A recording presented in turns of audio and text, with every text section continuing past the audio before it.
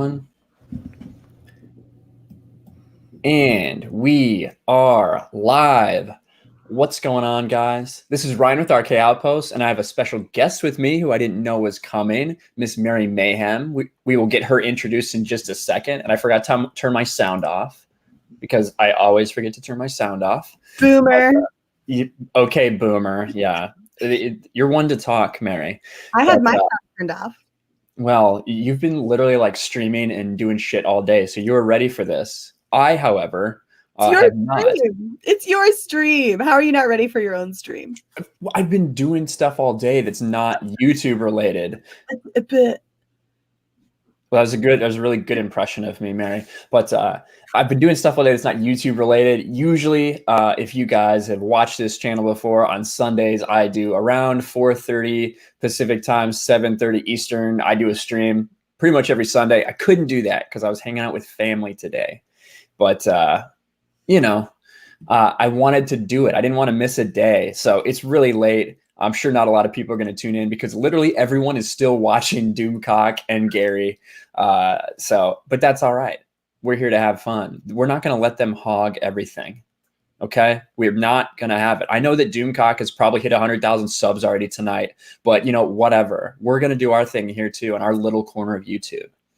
But Mary, thank you so much for joining me last night. I know you can't stay very long, but when you knew that I was going to stream, you were so thoughtful and said, I'll come on and keep you company since, no one else will probably watch you if it's just you, Ryan. So how are you doing today? He threatened to wear a tank top unless I came on. So I was like, fine, Jesus Lord, I'll save everybody. That's true. So, hi guys, I am Mary B. I am the Mistress of Mayhem, disruptor of the narrative and official Whammon card holder. You can find me over on my channel, Mary Mayhem, where I talk about newsy news stuff during the week. And on the weekends, we have a little fun, do some shenanigans. So, yeah. Try not to throw my card into the fire over here. You like my background? I do. That background is going to be a relic very soon because Anna is moving all of her stuff. So, I mean, It's going to be outdated pretty soon, unfortunately. But not forgotten. That's true. But let's say hi to the chat. Let's see who's here. So Geeky Candy was the first one, leaving a like for the tank top appearance. Now, I have to clarify. I don't know if that means the tank top appearance that made its way onto stream last night. I made a surprise tank top appearance last night during my stream, or if that means tonight. Tonight, I'm in a normal shirt. No V-neck. No tank tops, just a normal shirt. I'm subverting everyone's expectations tonight. So I figured it was a good time to do it. Destiny 28. Hey guys, what's going on? Jordan Van Zetti is here. Hello, Jordan. Christy with the very apt question. LOL. Ryan, do you ever sleep?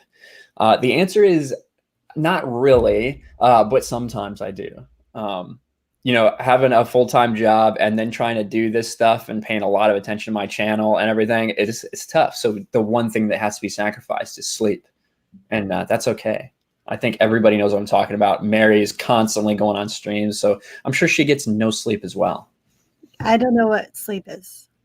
What is I believe it's just when you close your eyes for a longer than average amount of time, from my understanding. I don't know what that is. Matthew Gaudette's here. Kathleen Kennedy Iger have to go. That is the only way to fix Star Wars. Restoring the EU and continuing as canon would be nice as well. It would be nice. I think we're kind of past maybe the point where that could happen, unfortunately. But the Kathleen Iger thing having to go, I think a lot of people are definitely going to agree with you there. Thanks for being here, Matthew. Senate, I was going to sleep, but fuck that noise now. That is right. Let's see. Everybody talking about how late it is. I come in the chat. I say West Coast, yo. I'm not sure why I said that. That was, like 20 minutes ago, though. Insert rapper saying, West Side here. All right. I just did. Script Doctor's in the house. What's going on? Laura, my dog is snoring and keeping me awake. Well, thank you to your dog. I'm glad you could be here. Like we said, sleep is way overrated. So just let him snore. Let's see. Script Doctor, Senate, they're talking a lot. Good conversations in chat before we started. Soul Assassin's here. Hey, y'all. What's going on, Soul Assassin? Apollo Patriot. God, I hate having the flu. Yeah, me too. I haven't had it in forever, but I imagine it would suck. Christy agrees with what Mary said, probably about tank tops. It better not be. Yeah, probably. A little love going on. Gungan Fighter. Good day, mate. Good day, mate. Mason W's here. Hail Ryan and hail Mary, that Star Wars girl. There you go. That is that's high praise right there. Yeah, it probably has something to do with your background. Just saying. It was so sweet to send this to me. She got it in just before she started moving everything. So it's so sweet of Anna. I love her for it. Well, I love her for a lot of things, but I really love her for making sure I had this space. That is true. Let's see. Yeah, wait, Doomcock is still alive. Jesus. Yeah, actually, I shouldn't have said that. You guys are all going to go there. Don't go there. Stay here. They're probably just reading super chats or something. Because, they have these streams where their super chats last like 6 hours long. So they have to do an extra stream for super chats. You come here, you're not going to have that problem. Don't you worry. So, yeah, Ryan doesn't get any super chats.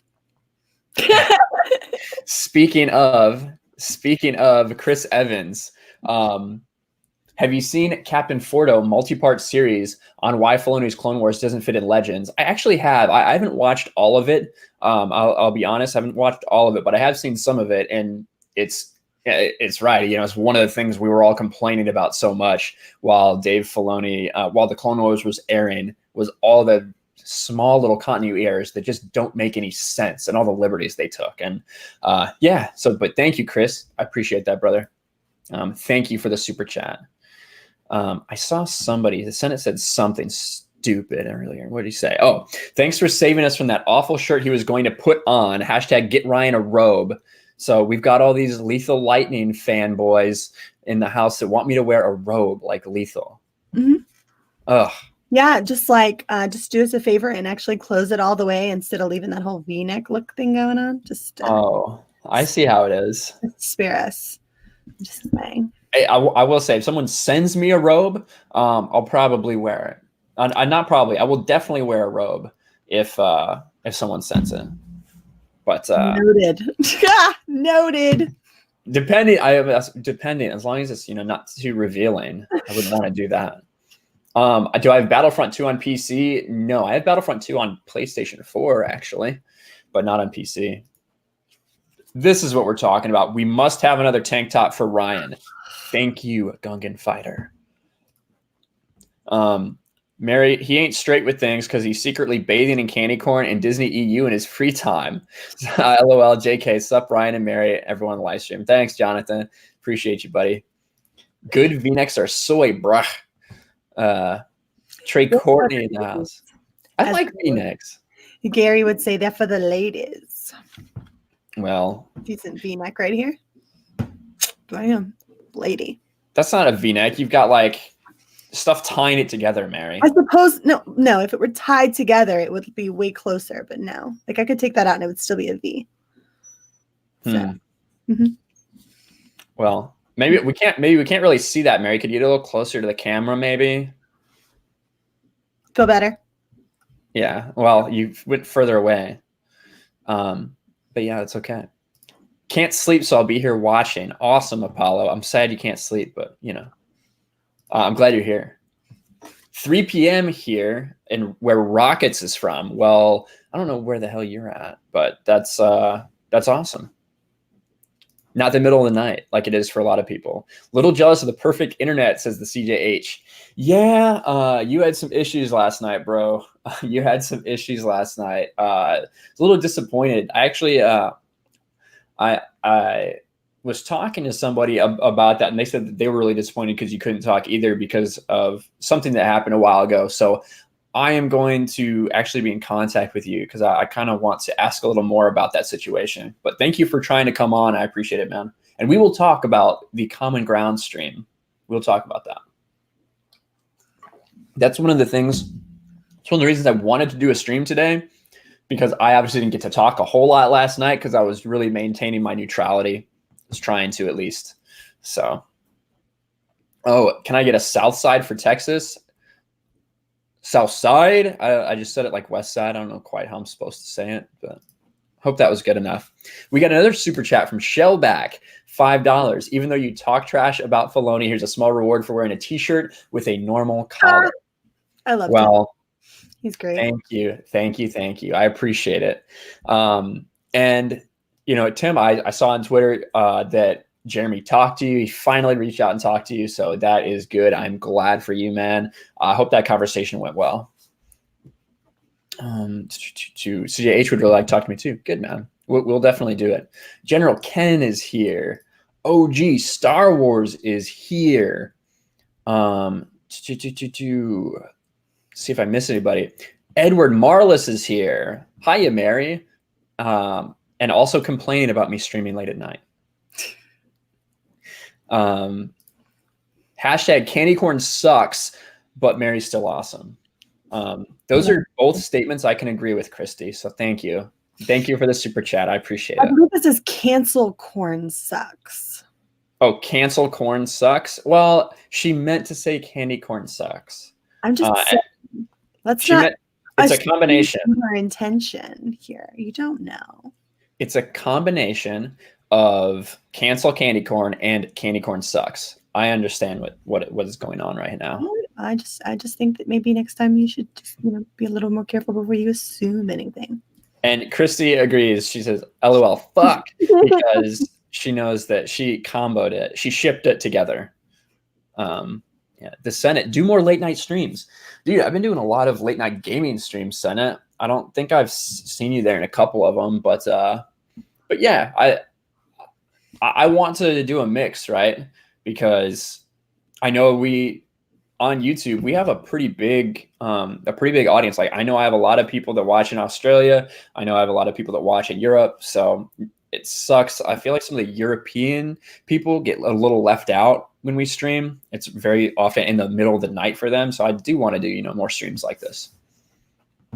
All right. Angry Vader. Candy corn is Legend. Legend? Looks like maybe Legend, I think. Oh, legendary. Never got notifications, so that's messed up. 19K Fox is in the house talking to Cracked Skull Media. Cracked Skull, there he is. Loving the deck at 29K Fox. There you go. That's a promotion for 19K Fox, 29K Fox. Bam. But yeah, there we go. So I think that's everybody. We're pretty caught up with the chat right now. I'm in the middle on candy corn. Just don't care. That means you're on team cancel candy corn, Trey. No, it doesn't. It means that if you're indifferent, then you're okay with it. Look, I'm not demanding that you like candy corn. Just don't cancel it. Well, that is I can't get on board with that. Got to cancel candy corn. I'm sorry for the couple people that like it. Let's just cut it out of existence. Come on. You would take from others what makes them happy just because you're a dictator.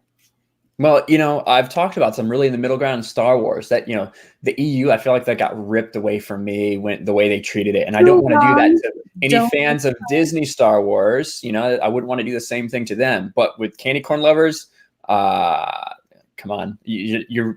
I don't know if you can really call them people. So that's where, is there really any human rights when it comes down to that? Humanize me in front of everyone? Yes, I did, Mary. Ryan is a toxic male. Well, we have a toxic male. That's part of my branding. That's what I'm going for. Hope you're proud of yourself. I am. And Rhino4563 is also proud of me, coming through with a $20 super chat. Thank you so much. Hey guys, anyone else hear the rumor that the Mandalorian is actually Boba Fett because of George's deal, they won't refer to him by name, but have subtle hints like a flashback of an arm coming out of the Sarlacc pit. I hadn't heard that.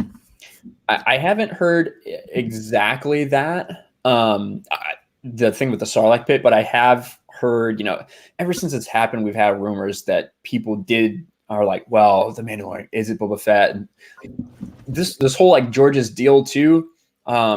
We've heard so many rumors about everything. And I think a lot of them are intentionally fake rumors to get people talking about other things.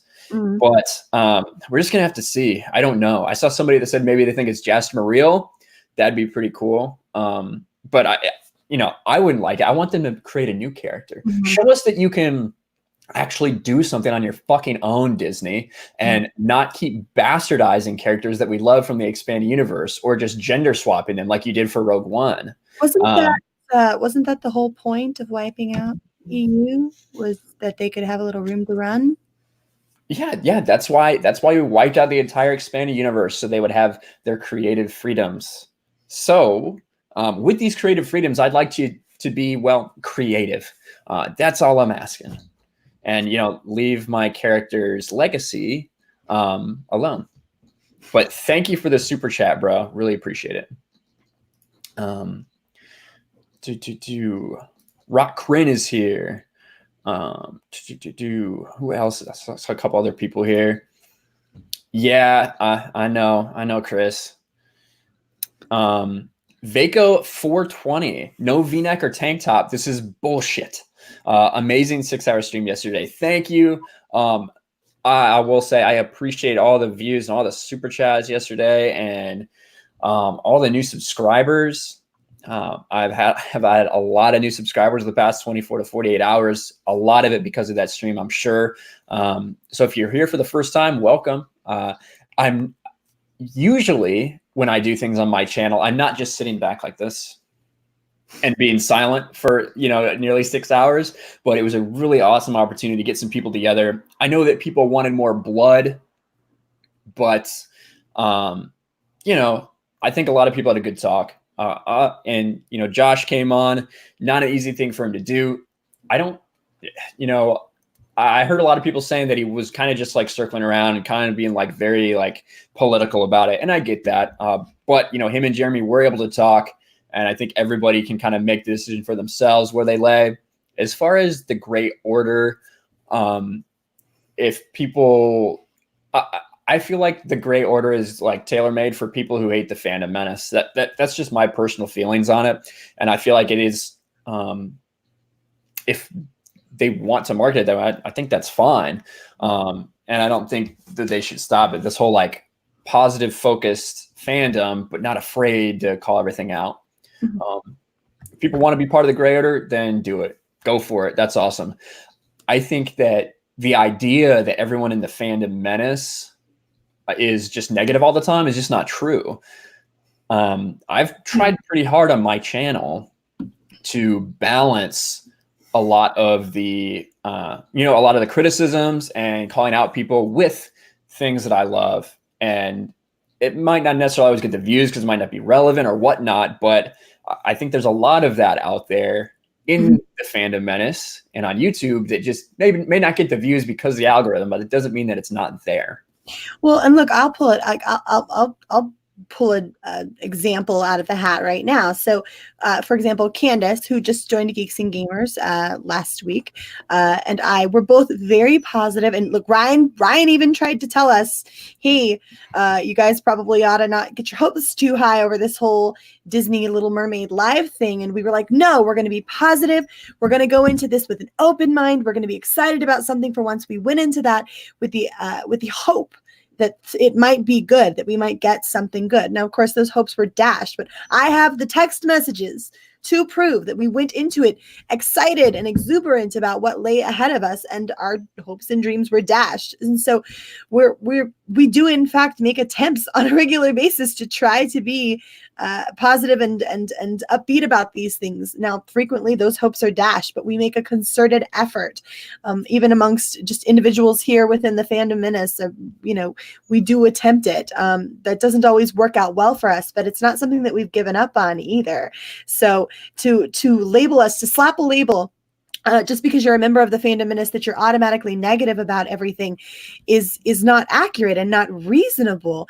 It's just one of those situations where we're doing our best. We really are trying here to be positive about things whenever possible. It's just more often than not, those hopes are dashed in front of us and we just don't get much of a say about it. We're trying, we really are, but we're also reasonable and we're also practical people. And we can't ignore the reality that's in front of our faces. So I didn't mean to take over your stream there, Ryan, but I have the DMs to prove, I have the messages to prove it. We tried. We really did try. So You were All saying. right. I sort of broke in there on you. Yeah, no worries. Let's see. I got told I'm supposed to check for a message. Yeah, I sent you that link in your DMs for the article that you wanted to talk about. Okay. Oh, okay. I gotcha. Yeah, we will talk about that, definitely. Thank you. I appreciate you, Mary. Yeah, Grobnob, I think so too, and I don't think there's anything wrong with that. I don't think there's anything wrong with that at all, as long as everyone kind of understands what's going on. So, Matthew says the EU killed Fett for good as well. I think his granddaughter took over his legacy. That's not true. I mean, it is true to an extent. Boba Fett's alive in Crucible. You know, he's not dead. Him and Murtagev, his granddaughter, are actually trying to figure out a way to get back to Mandalore because the Imperial Remnant used a bioweapon to that would basically kill anyone with a sliver of Fett DNA in them. So they can't go back to their planet, their home planet right now. So they currently, in where the EU left off, are trying to find out a way to get back. And if there's a cure or anything like that. So I heard people say something about Justin being a Raylo shipper. Justin's not a Raylo shipper. He just yeah, he was just trying. Yeah, he was just trying to make a point about generalizing people and everything. I hear what he's trying to say.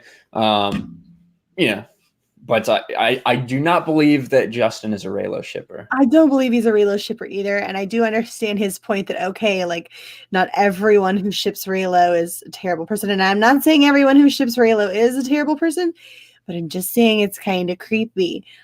Wanting those two together is like essentially promoting domestic abuse or even physical abuse, just the way that he treats her. It's ridiculous. I don't know. I'm thoroughly off the Raylo bandwagon. That seems horrifying to me. Why would you want that? Why would you want that? Yeah. Boba Fett is Mandalore. Absolutely. Grobnob, I heard Rise covers with a $600 million budget. And if it doesn't open well, it'll be a massive flop, like the biggest bomb of all time. I've heard 300 million, which when you factor in marketing and everything like that, yeah, you are looking at $600 million to break even on it. But I think that it will make $1 billion. I've been pretty upfront about that. It would be shocking to me if it didn't. It'd be funny to me if it didn't. But I do think it will. The massive marketing behind this is just too ridiculous. I see commercials, like not even commercials, just spots on ESPN during SportsCenter where they're talking about Star Wars to promote The Mandalorian or whatever. These aren't even commercials, but Disney owns ESPN, so they can just put it in there constantly. It's the amount of the amount of shit that people are just going to see, and I think people will be driven to go see this movie from the marketing and because it's the last of the saga. And I think it'll have a big weekend and a huge drop, kind of just like Last Jedi. And I think it'll make a little less than Last Jedi. That's my prediction, but we'll see. We shall see. But I wanted to talk. One of the reasons that I wanted Mary on here and one of the reasons I wanted Mary on here is because of a video she put on Geeks and Gamers. And that was about the Rise of Skywalker being a disaster before George Lucas fixed it. The whole thing that Doomcock did his video about, that has really blown up lately. So let me pull that up here. I'm sure that everyone's heard about it at this point. Yes, Doomcock did hit 85K subs. Absolutely insane. We were just having his celebration just the other day for 70,000 subs. Yeah, it's crazy.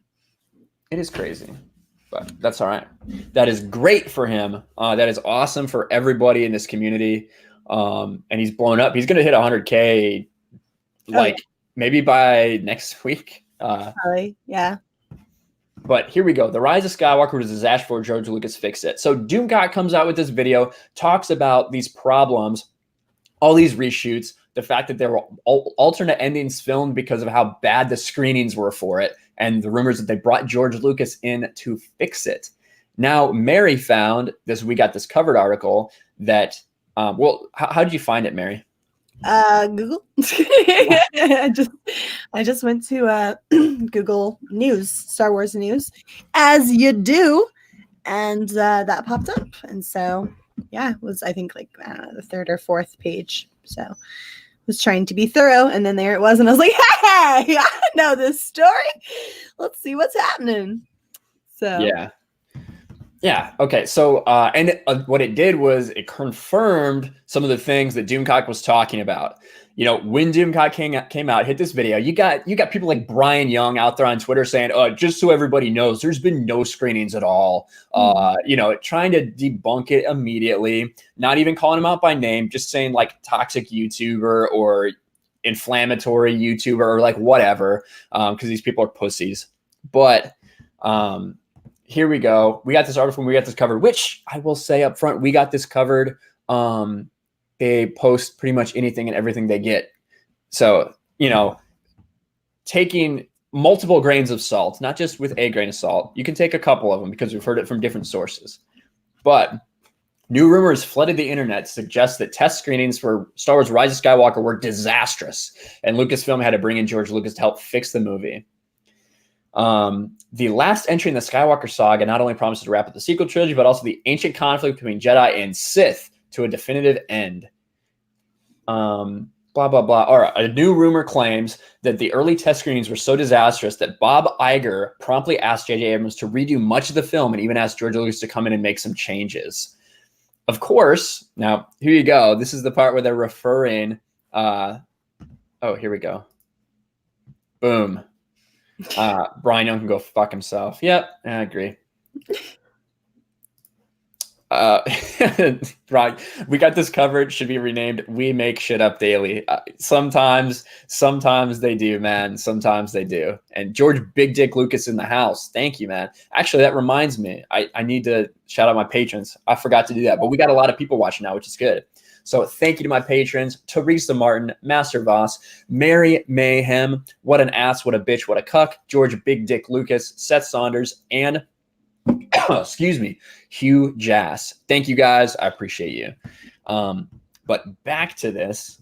Of course, we'll file this one strictly under the rumor cabinet for now, since it comes from a YouTuber with a questionable track record. But according to them, test screenings were made of hardcore casuals and general audience members who were simply aware of Star Wars.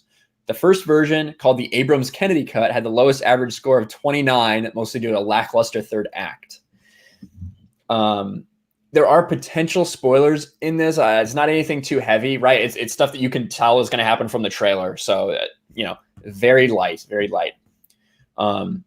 It said one huge problem was when Rey destroyed Palpatine and essentially owned him in an overpowered fashion during their last battle. So as Mary said in her video, she showed her Mary Soonis. Is that what you said? Yep. Her Mary Ray Soonis. All blatantly.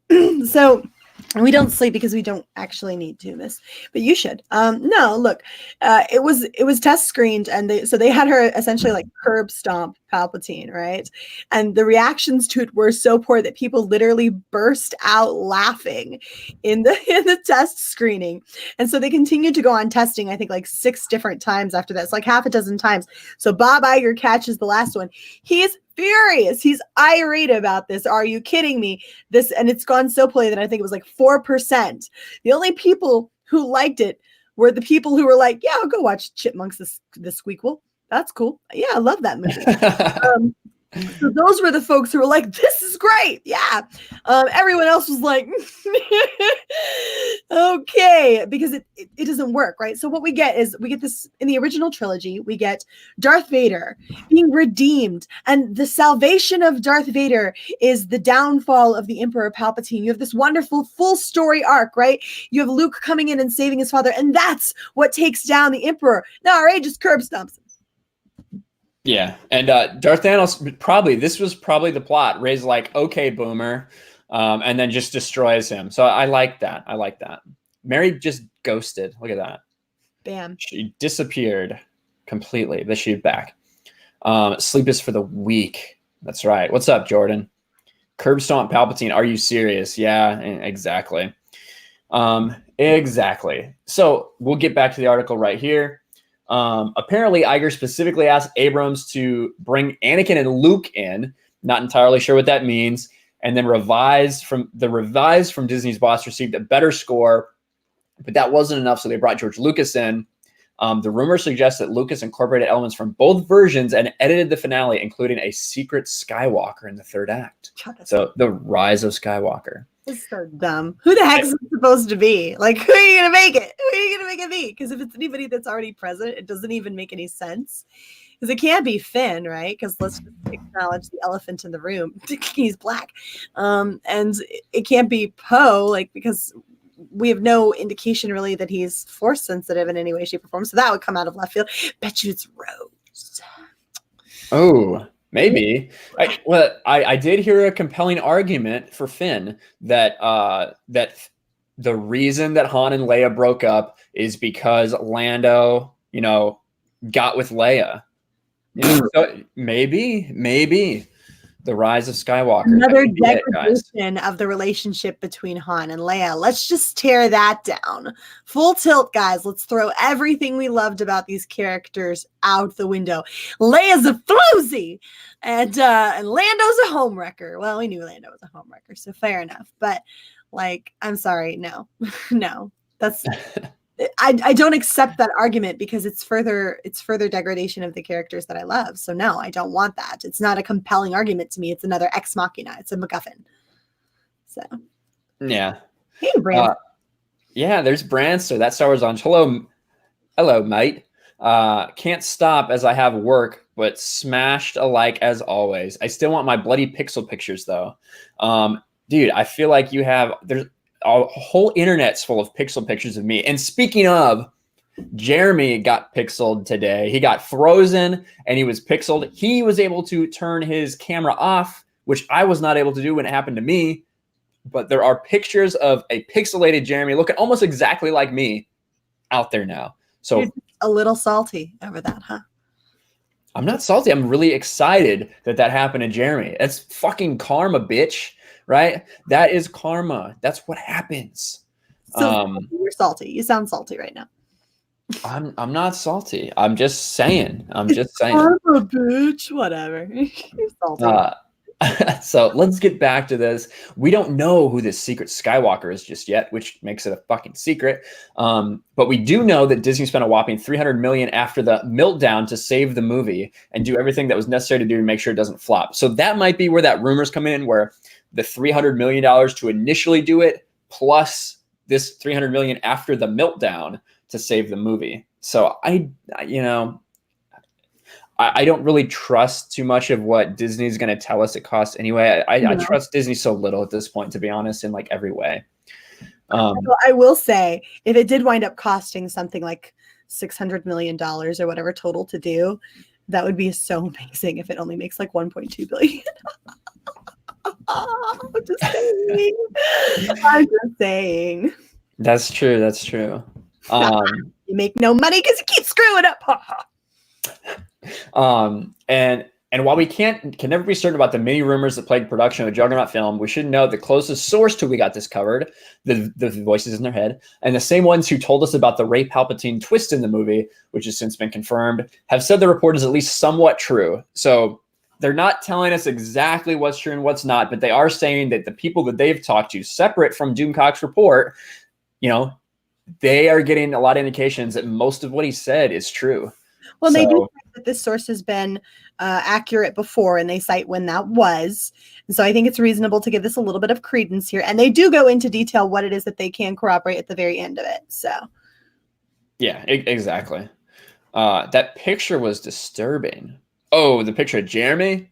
Yeah. I mean, at being someone who has been pixelated, I don't judge him too harshly, but yeah, it was messed up. Wait, which the candy corn picture of me? That was fucking disturbing. I'll tell you that. That was great. I loved it. They could have easily made this trilogy about Luke's Jedi Academy and had Exar Kun as the big bad Force entity. I agree that it could have been like a Jedi Academy / New Jedi Order film or trilogy. I think that XR Kun could definitely have been like the bad guy in that first one, redo the whole Kip Duran, Gantoris, scenario. I think that'd be great for a movie. And then maybe advance 5 years and advance another 5 years. So then getting into like the Yuzong Vong War or something. I would personally have loved to see New Jedi Order as an animated series or something. But yeah, so Mary did this video today, and it was great. It's doing really well on Geeks and Gamers, of course, because everything that Mary posts up there does great, as opposed to anything that I put up there.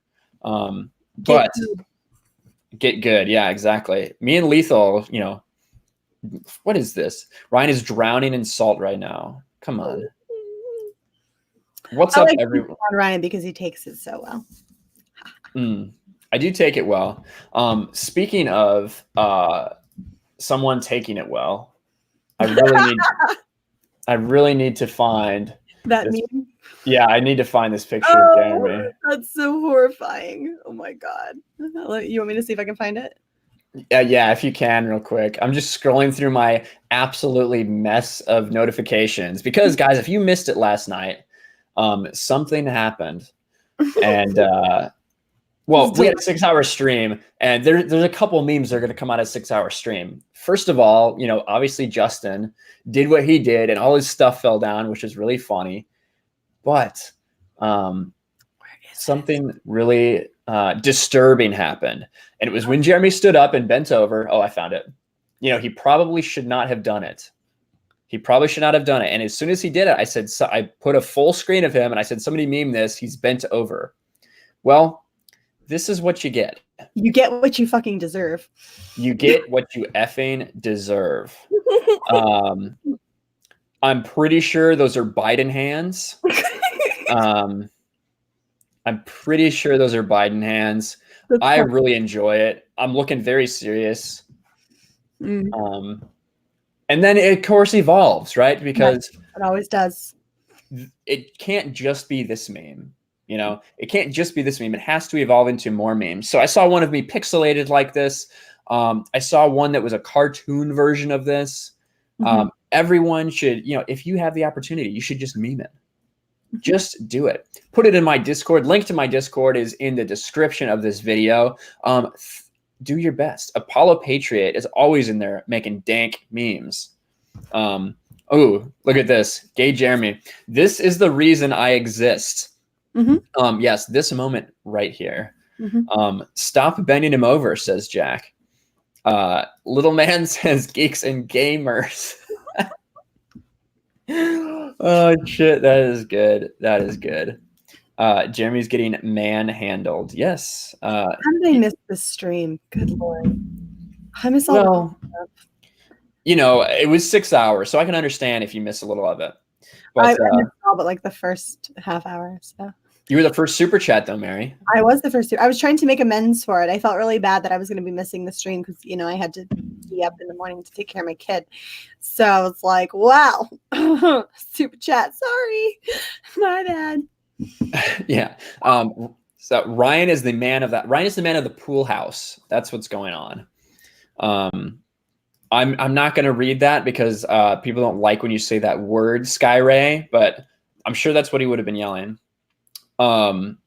So we're not talking about Star Wars SJWs anymore. Not for this 5 seconds, Michael.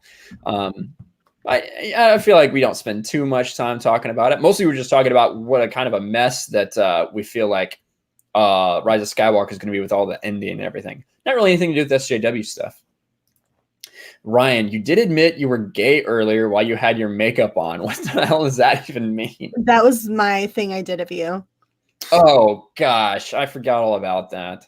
Why would you forget about that? You should know better than to forget about that stuff. Yeah, that's true. Of course, Ryan's the man of the house. Jeremy is a closet beta male. From Gay Jeremy. And Joe Lau, Ryan, you doing a quick change again? Probably not. Probably not today. I did have to do a change yesterday because everybody was fucking ragging on my V-neck, so I had to put the tank on. I just had to do it. I gave into peer pressure. There we go. What are you doing? Oh, look at that. That's a nice background.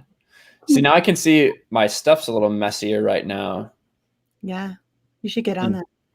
Clean up my room. Michael said, so we've already talked about the news that guy touched Princess Ariel at Disney World and arrested for it. You talked about that the other day, right? I Or spoke earlier tonight. actually. That was what I covered on toxic femininity. So yeah, I actually had jokes I didn't get to read because that guy was so freaking ugly. Hold on, where's my joke sheet at? I had a total joke sheet and it was hilarious. I heard something about, I tuned in at one point where it said gropey. Was that like related to one of the 7 dwarves? The 8th missing dwarf. So let's see. Hold on. Can I read the jokes that we had about the guy because he was so funny looking? Am I allowed to do that? Yeah. Okay. Cool. All right. So I don't care. Make fun of him. Yeah. So the only way he would ever get laid is if he crawls up a chicken's ass and waits. That children should take him as a warning. This is how you'll look if he's playing traffic. He's the reason the gene pool needs a lifeguard. I'm honestly surprised I don't have to pay admission to look at this guy. I was wanting to ask him, though, as an outsider, what does he think about the human race? He looks like the kind of guy who would get circumcised when someone kicked his sister in the chin. I envy anyone who's never seen this guy. I bet those scars on his face are from a coat hanger. People like him are the reason God doesn't talk to us anymore. And my favorite one is the end. How the hell is he the sperm that won? Wow. Just to be clear, if you're just hopping in now, Mary's not talking about me. She's not talking about me. She's talking about some random dude who groped some chick at Disney World, the person who played Ariel. So just saying. Just saying. Yeah, he was so ugly. He looked like a bulldog. So Skyra 89. I don't care what I type on my whatever account. I'm not saying you can't type. I was saying I'm not going to say it because they typically will like almost immediately demonetize videos if you say some things like that. That's one of those words. So that's why I highlighted it and didn't say it.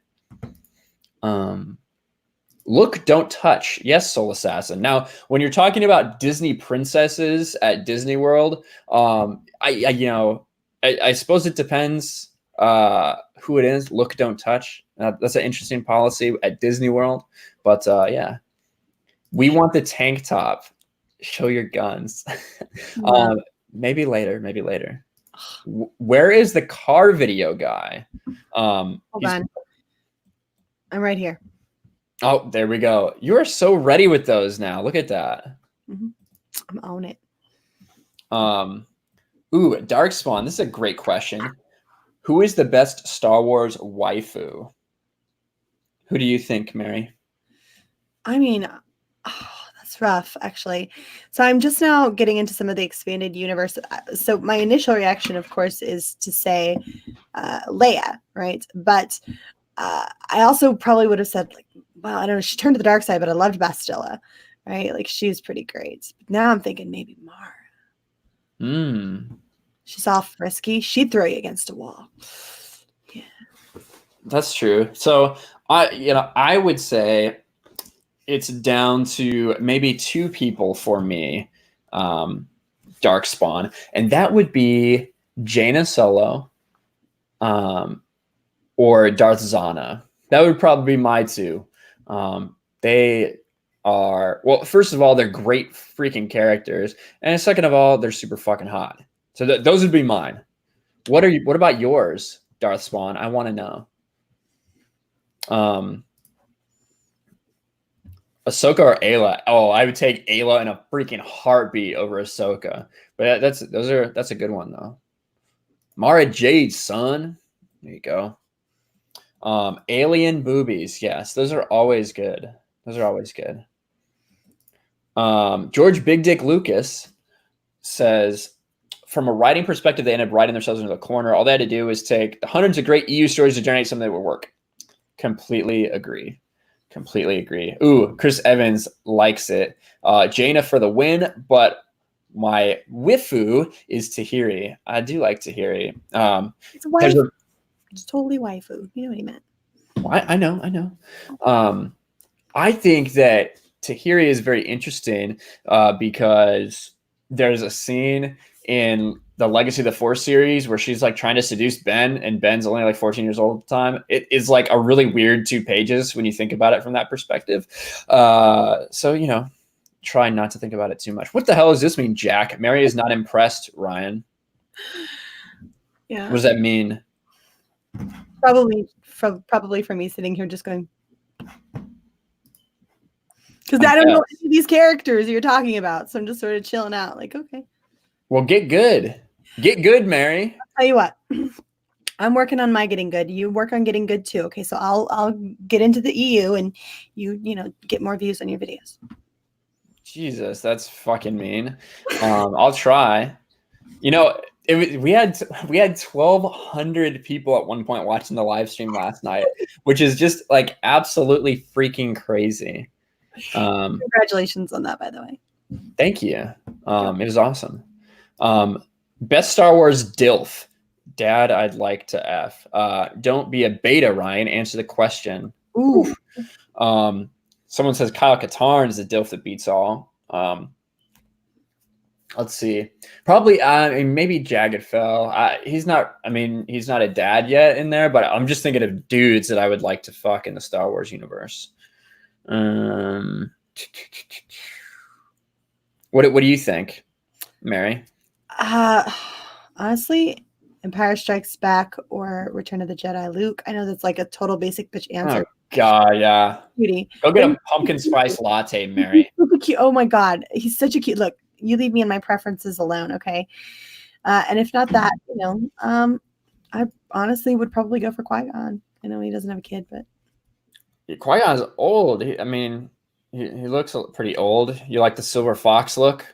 It can be worn very well, actually. Yeah. So let's see. I think that maybe Corin Horn or Kip Duran. Oh, it's Kip Duran. Kip Duran for the win. That's my final answer. Kip Duran. He's not a dad because he's just a single dude plowing chicks. But he's what I'm gonna say. Jack says Mary's gonna steal my background one day. Mm-hmm. Yeah. There's no question about it. It's just a matter of time. Yeah, I've seen a lot of Darth Talons in the chat. Yeah, Darth Talon is a lot of people's favorite. Yeah, the red Twi'lek. Mm-hmm. Yep. Yeah. Let's see. I'm going to Star Wars opening night in city and costume, maybe with a group. I want to make the best of it. Tickets are $25 to $30 here, plus food or train wherever you go. Interesting. The silver turtle look. Well, you've got. You're called Shellback, and you are extremely gray because of how old you are. So that makes sense. Corn Horn's your favorite character. Yeah, he is absolutely incredible. Jabba, no, come on, not Jabba.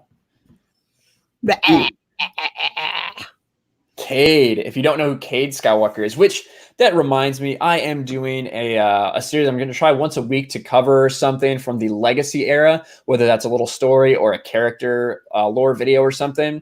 The Legacy era technically does include like Crucible and Legacy of the Force, but mostly when you hear people refer to the Legacy era, they're talking about the Legacy comic books that take place about 137 years after Star Wars: A New Hope. Some interesting characters, some great artwork in those. And I'm going to be talking about Cade Skywalker a lot over the next while, at least once a week probably. He'll be involved in some way, shape, or form. Grofnop says, check out my channel. I have the clip where the guy's stuff collapses behind him. Talking about Justin, I saw that clip. Oh, Justin. Yeah. That is pretty funny. That is pretty funny.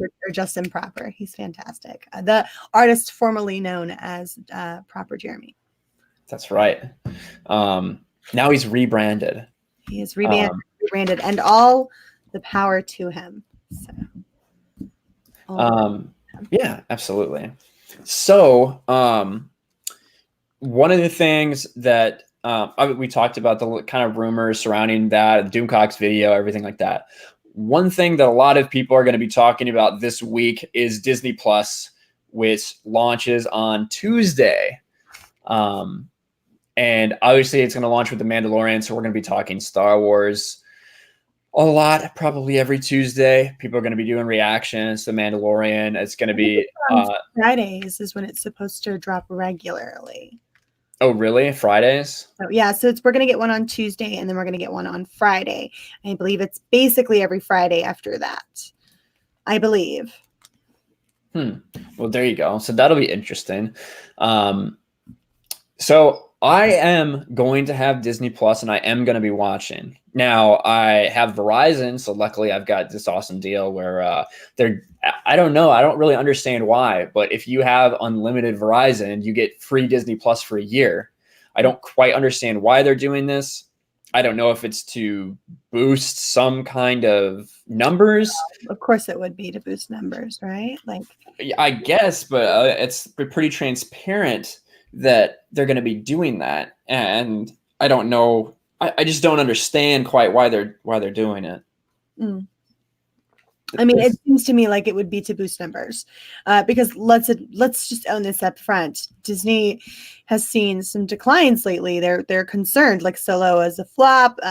Everything is really mixed right now in terms of the rise of Skywalker. They have plenty of reasons to be scared, and they should be. And so if they can boost that and make that look a little bit nicer on their end, I absolutely believe that that's probably why they would do something like that. Absolutely, I believe that. So, because if you're so super sure of your product, why would you give it away for free? Yeah, I'm not sure. And, I kind of wonder what all is going to be on there. They did. I'm not going to go through the whole list, but I've seen some articles about people upset with the limited Marvel titles. I actually think I pulled that up right here. God, that's a bright screen. I need to change that. But so Marvel cements its underwhelming list of Disney Plus launch titles. So people were kind of disappointed when these were the only things that they had. So at launch, Disney Plus tweeted it will have Avengers Age of Ultron, Iron Man 3, Captain Marvel, Thor the Dark World, Guardians of the Galaxy, and Ant-Man. Oh, so many of those are such crap titles too. Yeah, exactly. Hey, Blaine, what's going on, man? Good morning. Finally caught the stream live. Good to see you here. Do any of you guys cosplay? Do any of you guys cosplay or buy the cool Star Wars goodies like Square Enix bundle and stuff? Disney toys really lacking design and art. Do you know anything about cosplay, Mary? I might know a little something about cosplay. So yes, I am in fact a cosplayer and do that from time to time. That's a long rabbit hole to go down though, but yes, I am in fact a cosplayer. So, and I do have a picture up somewhere on my Twitter. I think I might have one up on my Instagram as well, but I'm not sure. I don't really mess with Instagram, but yes, I do cosplay. Nice. And so, you look at these Avengers Age of Ultron, which everyone will agree that's the weakest of, I think that almost everyone in the universe will agree that's the weakest of the Avengers movies.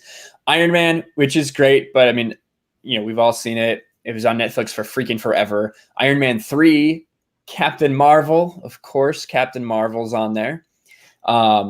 Thor the Dark World, a weaker one. Guardians of the Galaxy, which was on Netflix for forever, and Ant-Man.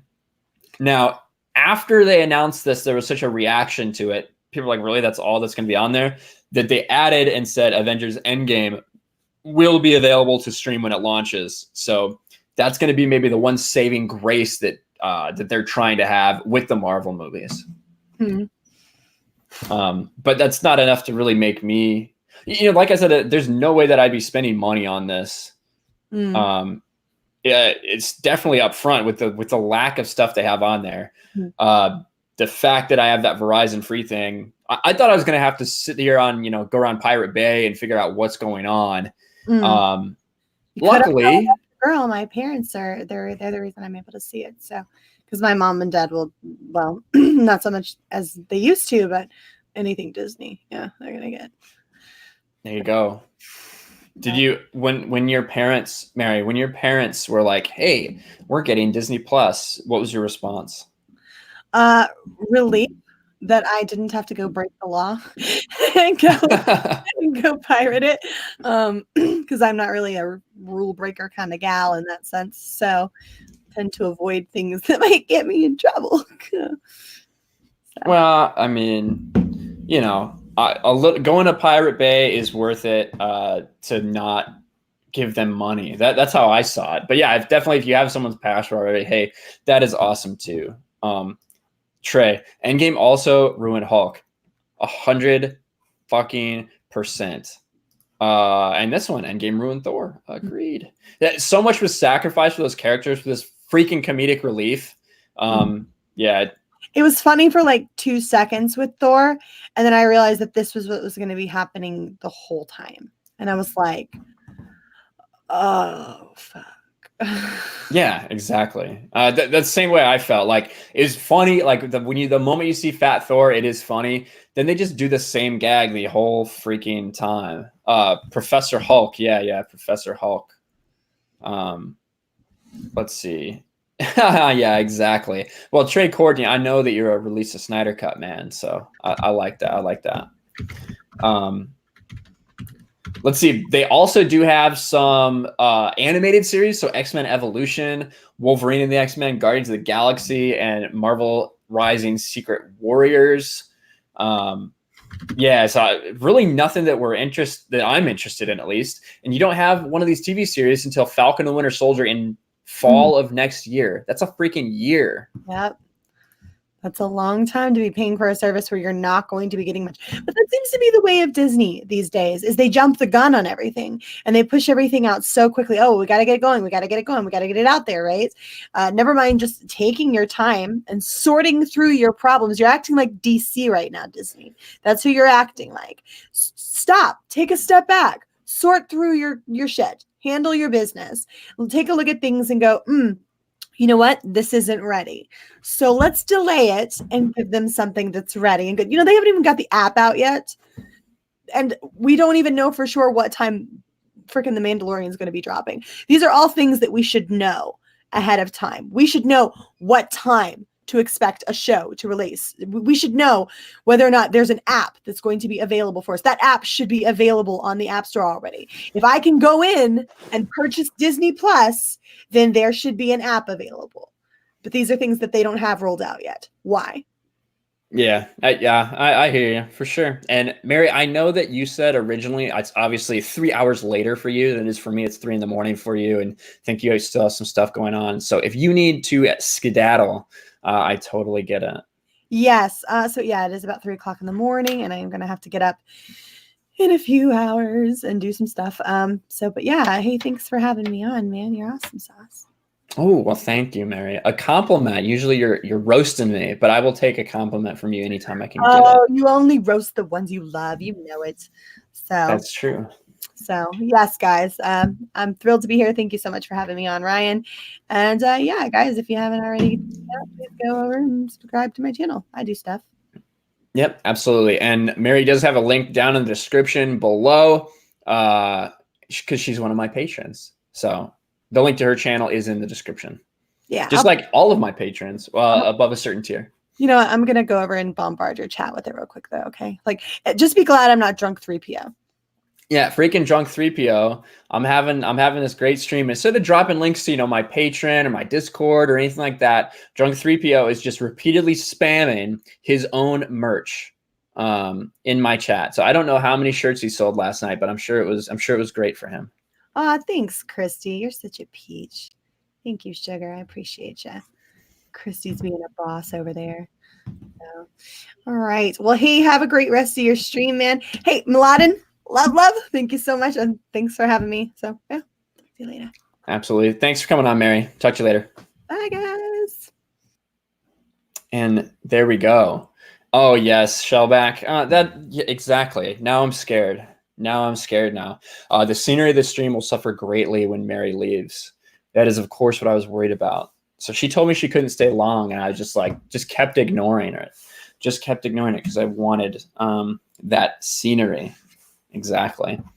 DC Universe is far better for comic book fans than Disney Plus. Yeah, there's so much good stuff on DC Universe. It is more expensive, but there's so much good stuff. Thank God she's gone. Release the Snyder Cut. Yes, release the Snyder Cut. The #1 trending hashtag on Friday was hashtag release the Snyder Cut. 2 years. 2 freaking years after Justice League drops. And we're still talking about the Snyder Cut. Fucking release it, WB. For sure. And you talked about DC Universe.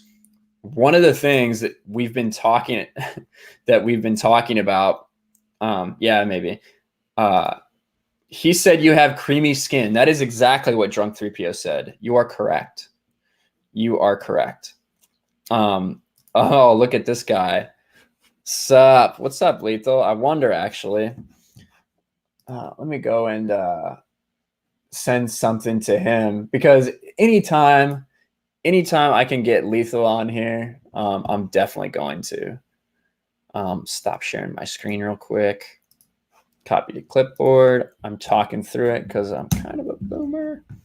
But there we go. Oh, DC Universe is bullshit. They said they're going to have every single DC movie live action animated TV show on there. There's barely anything I canceled. There's a lot of stuff. Yeah, no worries, man. I don't remember saying that have every single live action animated TV show, but there's quite a bit of stuff on there. There's more stuff than I have the time to watch. But that is true with HBO Max. What's going to happen? Because they're going to have tons of DC stuff on there. So it's like, I'm just going to get into that now. The freaking streaming wars, man. The freaking streaming wars are upon us very shortly. This is just a random freaking article I found. But Netflix, Disney Plus, and more crack down on password sharing as streaming wars heat up. We may be entering a second golden age of piracy, which is bad news for streaming services like Netflix. Though these services are not content to just sit and hold hands and do nothing. So people are cracking down on password sharing, cracking down on how many screens you can use this stuff on. Everyone, for the last several years, we've had this time where people are cutting cable, going towards streaming. But now I think maybe we're going to see the opposite. I mean, I think cable, as it stands, is really a dying industry, and everyone's going to streaming. So what's going to happen now when it costs more to get all these streaming services than it does to have cable like before? You can see so clearly the way it's going. Everyone's going to divide up their little corners of everything. And if you want to watch everything, you're going to have every fucking streaming service. You're going to HBO Max. Yeah, I think so. Ooh, Soul Assassin. I hope so. I think the Snyder Cut is going to be released on HBO Max. Maybe. It's done. We know it's done. I did a video about it. Me and Lethal did a video about it for Geeks and Gamers. We know it's done. It's just whether we'll see it or not. Skyra says sticking to cable. I still have cable. I still have cable mostly for sports, because I watch a lot of sports. So, Titans is decent, but it could also be super boring. Yes. Titans is not as bad as everyone thought it was going to be. I'll say that now. That a bunch of the stuff that people were saying about Titans early on, when they're like, it all came from that trailer where Starfire looked awful, and I agree, Starfire is still awful and looks awful, like absolutely terrible. I just really don't appreciate her character or the way that she looks in it, the way they do anything with Starfire in that show almost. However, what am I trying to say? The Dick Grayson part where he says, fuck Batman. Everybody made such a big deal about that. Listen, there are so many stories in comics with Nightwing, involving Nightwing and Batman. He is disgruntled about a lot of things sometimes. For Nightwing to say fuck Batman and be upset at Batman, that's not some uncommon thing. And people really took that and freaked out about it. Like, I can't believe that Robin is saying F Batman. Come the fuck on. Have you read comics? Of course, Dick Grayson would have reason to be upset at Batman for some reason. So, but yeah, it's not as bad as everyone said, but it's not super great. That's for sure. 3,000 comics and so much to watch on DC Universe. Yep. Doom Patrol. I saw somebody ask earlier, why did Doom Patrol get canceled? From my understanding, Doom Patrol got canceled because basically money. They screwed up something. They screwed up how. Well, I'm going to bring someone on here who's a freaking expert. Ladies and gentlemen, I know you weren't expecting this, but Mike Zero is here. It looks like Mike Zero. Mike, how are you doing today? Today? I'm in tomorrow. Oh, that's right, because you are from the future. I forgot. How could I forget? I don't know, but make sure you subscribe for the future of Star Wars content. Yes. Make sure you like and subscribe for future Star Wars content. So, Mike, what do you know about why that show on DC Universe got canceled? Doom Patrol, or not? No, not Doom Patrol. Swamp Thing. Oh, it actually didn't. I've seen it, and there's season 2. Oh, this is breaking news right here, guys. Hold on, I haven't even seen a video about this yet, Mike. My feed was clogged today with Mike Zero videos. About 6 of them got released all in like the same hour this morning. Yep. All about, oh, look at this. Oh my God, you're a fortune teller. Oh my God. Can you guys believe we have Mike Zero in the freaking house? I've actually uploaded it. I have uploaded it, but because you're in the past, you haven't seen it being uploaded yet. I did like your Facebook, Mike Zero. There's an awesome picture of you shooting pool there. I really enjoyed it. Yeah, I don't like the picture that's next to it, though. Why is that? It's not true. Oh, that's right. That's right. I see Christy dropping a link in chat to Lethal Lightning. He's a good dude. Oh, you think so? Are you Australian, Mike? You sound like you have an accent. I am, yes. I'm from a part in time when all countries have come together and the dominant accent's the one that's taken over. See, that's how we know that there's no possible way that you are actually from the future, because there's no way your little fucking island there in Australia could ever have that sort of impact. Spoken like a true American. Incorrect. Incorrect. Improper, would you say? No, just wrong. Just wrong. All right. But in all action. All right, yeah, there it is. Camera's hooked up. Oh my God, it's Lethal Lightning. What? It's the same dude. What's going on, Lethal? How you doing? I'm not bad. Just got home. What are you doing streaming at this time? I don't know. So I had family in town. So yesterday for the stream, I pretty much like ignored them. From like 6 p.m. until freaking whenever.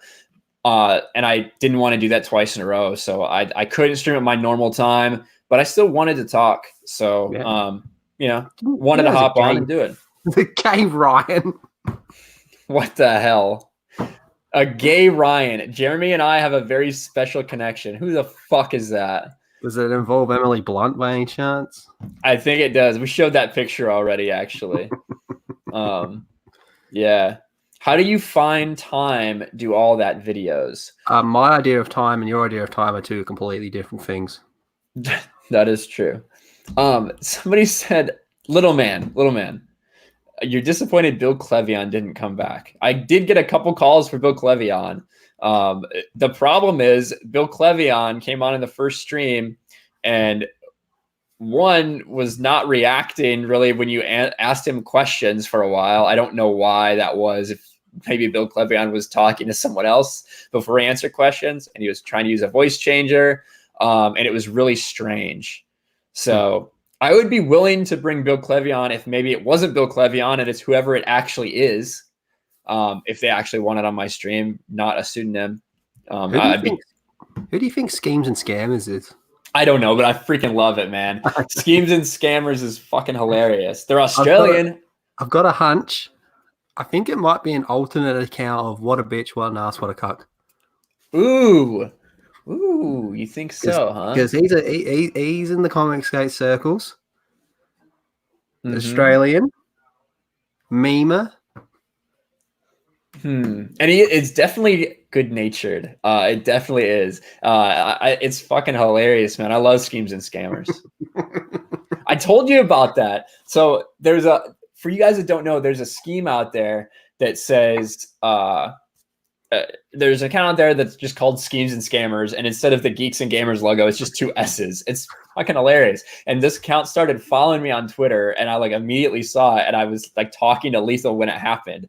And so yeah, we've been paying attention to Schemes and Scammers for a while. Schemes and scams. Y'all need to. Gay Ryan says y'all need to get Star Wars Explained into the common ground. He can really help the fan base move forward. I don't think Molly would let him. I don't think Molly would let him either. I think that all that she's focused on is him moving backwards while she's pegging him. In all seriousness, that was kind of pretty mean. That was pretty mean. In all seriousness, anybody is welcome to come on my channel and, I have that kind of discussion with Jeremy. I would love to have Star Wars Explained on here. If that happened, listen, I don't think that would be on my channel if that happened. That'd be pretty huge. Just to get them to talk, I think would be good for everybody. But at the same time, I also don't think there's anything wrong with what's going on now. If they want to fucking block everybody, they can. I think it's stupid for them. I think it's stupid to block 18,000 Star Wars fans on Twitter. That doesn't make any sense. I agree. The whole thing's pointless. I think there's nothing left to say except fuck off. Yeah, exactly. And that was kind of my thing, when I don't know if you caught all of John when he was talking to Josh last night. I saw most of it. Yeah. And, he basically said if, the Phantom Menace and the Grey Order can like coexist or whatever, I mean, that's fine. And I think it's fine too. And there's no reason they can't. But at the same time, this is fandom. Fandoms have disagreements over shit all the freaking time. It's just all of them too. Yeah, all of them. And when people say that like fandoms are getting toxic or whatever the hell, that's just fandom, man. The reason it seems more so explosive because it's all on social media now. And just in general, I think kind of people having different opinions is becoming a little more divisive. Not because I think it's just because that's what we see all the time, whether it's from the mainstream media, whether it's from like shit to your websites that we take as media, whatever that sells, right? That kind of division sells. So we see it a lot more than it maybe actually exists. Yeah, you're right. Oh, well, some people just think that's, I don't know. It just gets painted in like this really weird light where it's like, it's only a new thing. Fuck off. Yeah, exactly. Oh, we're getting a new season of The Boys. Hell yeah, we are. Yeah, I loved season 1. I loved it. I was a little bit late catching up on it, but I was like, oh my God. I've actually got it on USB. I'm going to give it to my dad over the weekend because I reckon he's going to love it. Oh yeah, for sure, man. I saw somebody say they're waiting for the next their next tank top stream. I'm sure that'll probably be very soon. Knowing me, it can't be worse than that other shirt you had. What the hell? Why did everybody not like that one? Did it not look good? It looked like a towel in a restaurant. What the hell? Maybe it's just because I'm so far away from it or something. You couldn't see the designs, maybe. But, we saw the design. We saw the dots. No, fuck you. They're not dots. Somebody asked. I can't find it in here. Somebody asked about Star Wars Explained. Yeah. So if you don't know, Star Wars Explained ran a blockchain on everybody who is following Jeremy from Geeks and Gamers. I don't think that's entirely true because I know people that aren't following Jeremy that got blocked. Well, they had to have run a blockchain on somebody because I never tweeted at them ever, and I was blocked. I have. I never tweeted at them because I didn't care. But I did find out that I was blocked before everybody else had the big flub up and realized they were blocked. So I don't know. But yeah, basically, if you're following Jeremy from Geeks and Gamers, you're blocked because they ran a blockchain. Christy says my mom has a shirt like that. What the fuck, Christy? Come on, my mod. Have you seen an episode of Rick and Morty yet? That episode or an episode? No, the brand new one. Oh, no. Yeah, me neither. I just got home not long ago. I'm pretty keen to watch it. I love Rick and Morty. You think the blockchain was Ichibaka? That was a different blockchain, I think. Pablo's, maybe? That was Pablo's blockchain. It's so tough to remember. Yeah, it's so tough to remember all this stuff. Twitter is nothing but a massive toilet wall without any glory holes. That is a good comment. Somebody, Jonathan Cortez here. Out of curiosity, did you watch the live action Ewok movies? The TV show? I think it was a TV show. I guess they were little movies, weren't they? Live action. Yeah, that would feature, yeah. I did and showed them to my class in elementary school, the first live action spinoffs. I did a really long time ago. I think we rented it from a library or something. Back when you used VHS tapes and there was a library. But I don't really remember that well. That and the Droids cartoon, I do remember a little bit of that. But I haven't watched them freaking forever. I saw the Ewok movies on VHS as well. The Droids cartoon, oh god, vaguely, very, very vaguely.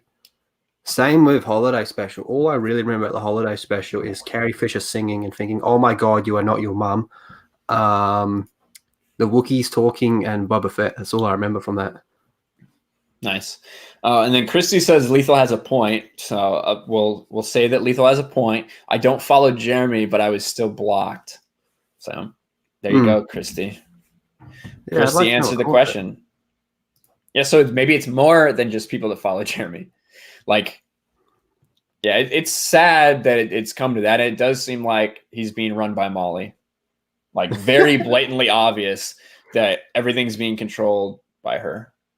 Well, yeah, I mean, didn't she even say it? That like she took control of his account to do it? Yeah, she admitted on Twitter. Yeah, she said that. Whose account is it really? But yeah, I honestly think she's an attractive woman, though. To cut her some slack. Oh yeah. Well, I would say that she is super hot. Like she's not someone that I would dress up in a slave outfit in public and be walked around on a leash like Alex. But yeah, absolutely. Hey, more power to her. If she can get him to do it, why not? Yeah, for sure. I've done. I think we've all done crazy things for a girl. Oh yeah. Oh yeah, but still, that's a bit far though. That's a little bit far. I mean, I think it speaks more to him than it does to her. Yeah, probably. Gosh, she's pretty, but still a bitch. I like how Chris says. I feel like it's funny how Chris says "gosh." Like, but bitch. Yeah, exactly. Like, gosh is usually something you're doing when you're trying to censor yourself or whatever. Gosh, she's pretty, but she's a bitch. I like that one. I think the bitchiness makes her more attractive, though. Oh, sure you do. Like something you want to conquer. Yeah. I hear that. Oh yeah, and it'd be tougher to do. I hear that. God. Let's see. So what else was I talking about? So why did you when you popped up in chat? I just talked about the streaming wars, like the upcoming streaming wars, and how that is going to like play out. And I think we're going to be in a worse position like in a couple of years from now than we were when we were all like paying an arm and a leg for cable. What do you think? I think it's going to kind of like phase out. It'll be crazy for like a year or so, but then it'll just get too much, and others will start falling off and others will, remain the same. I think at the end, it's going to come down to Disney Plus. I think HBO Max has a good chance because HBO is dope. Netflix and Amazon, I think, will be the four big ones that are left standing at the end of the day. I worry about Netflix. So they obviously have a huge advantage, right? And all of their infrastructure and stuff. That's one thing I've heard about Netflix is that they're so far ahead as far as their like how they are designed. Mm-hmm. And how they're able to handle all the traffic and like all that stuff, which I have no idea about, but that's just what people have said. I believe since they started this gangsta shit, right? Mm-hmm.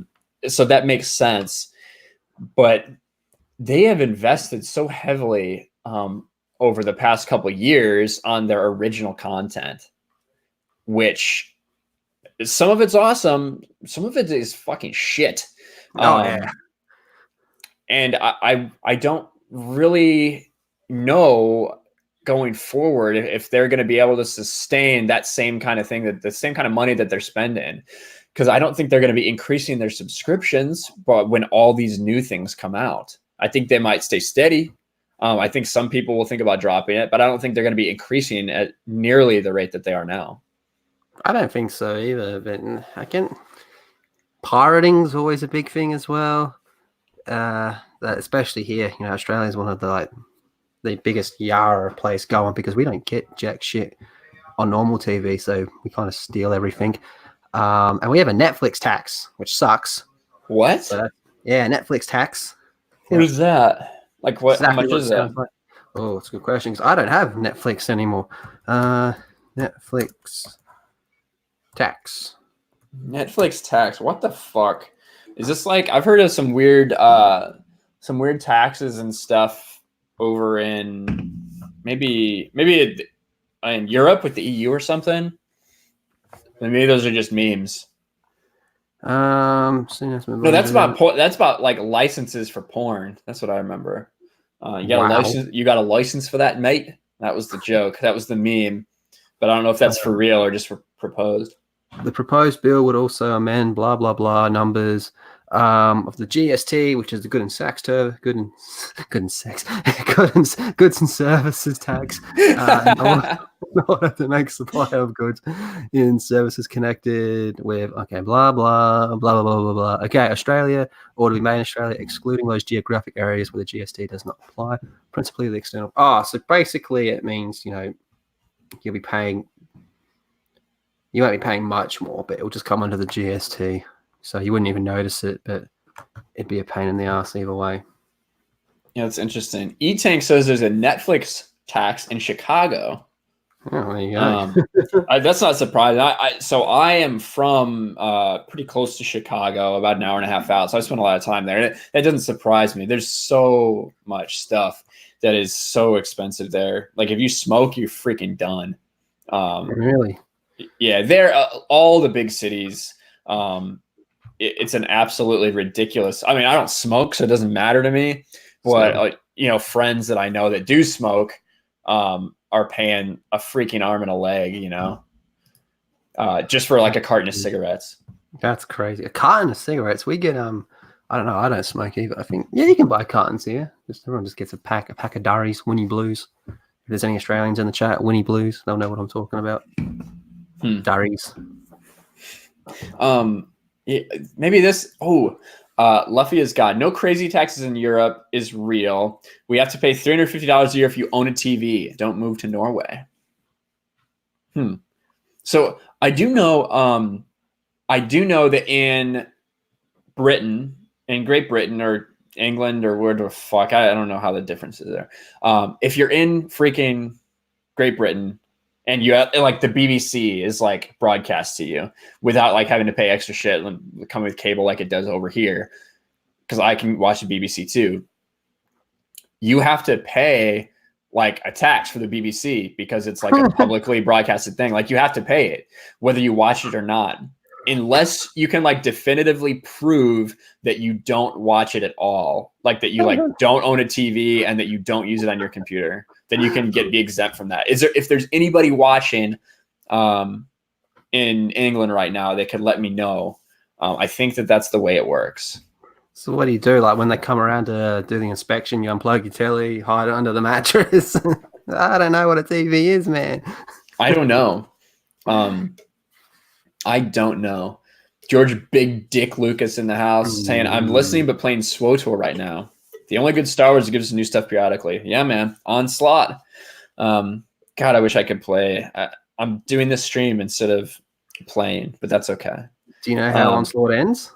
No, I haven't heard it. Ooh. Is that a big time spoiler? All right.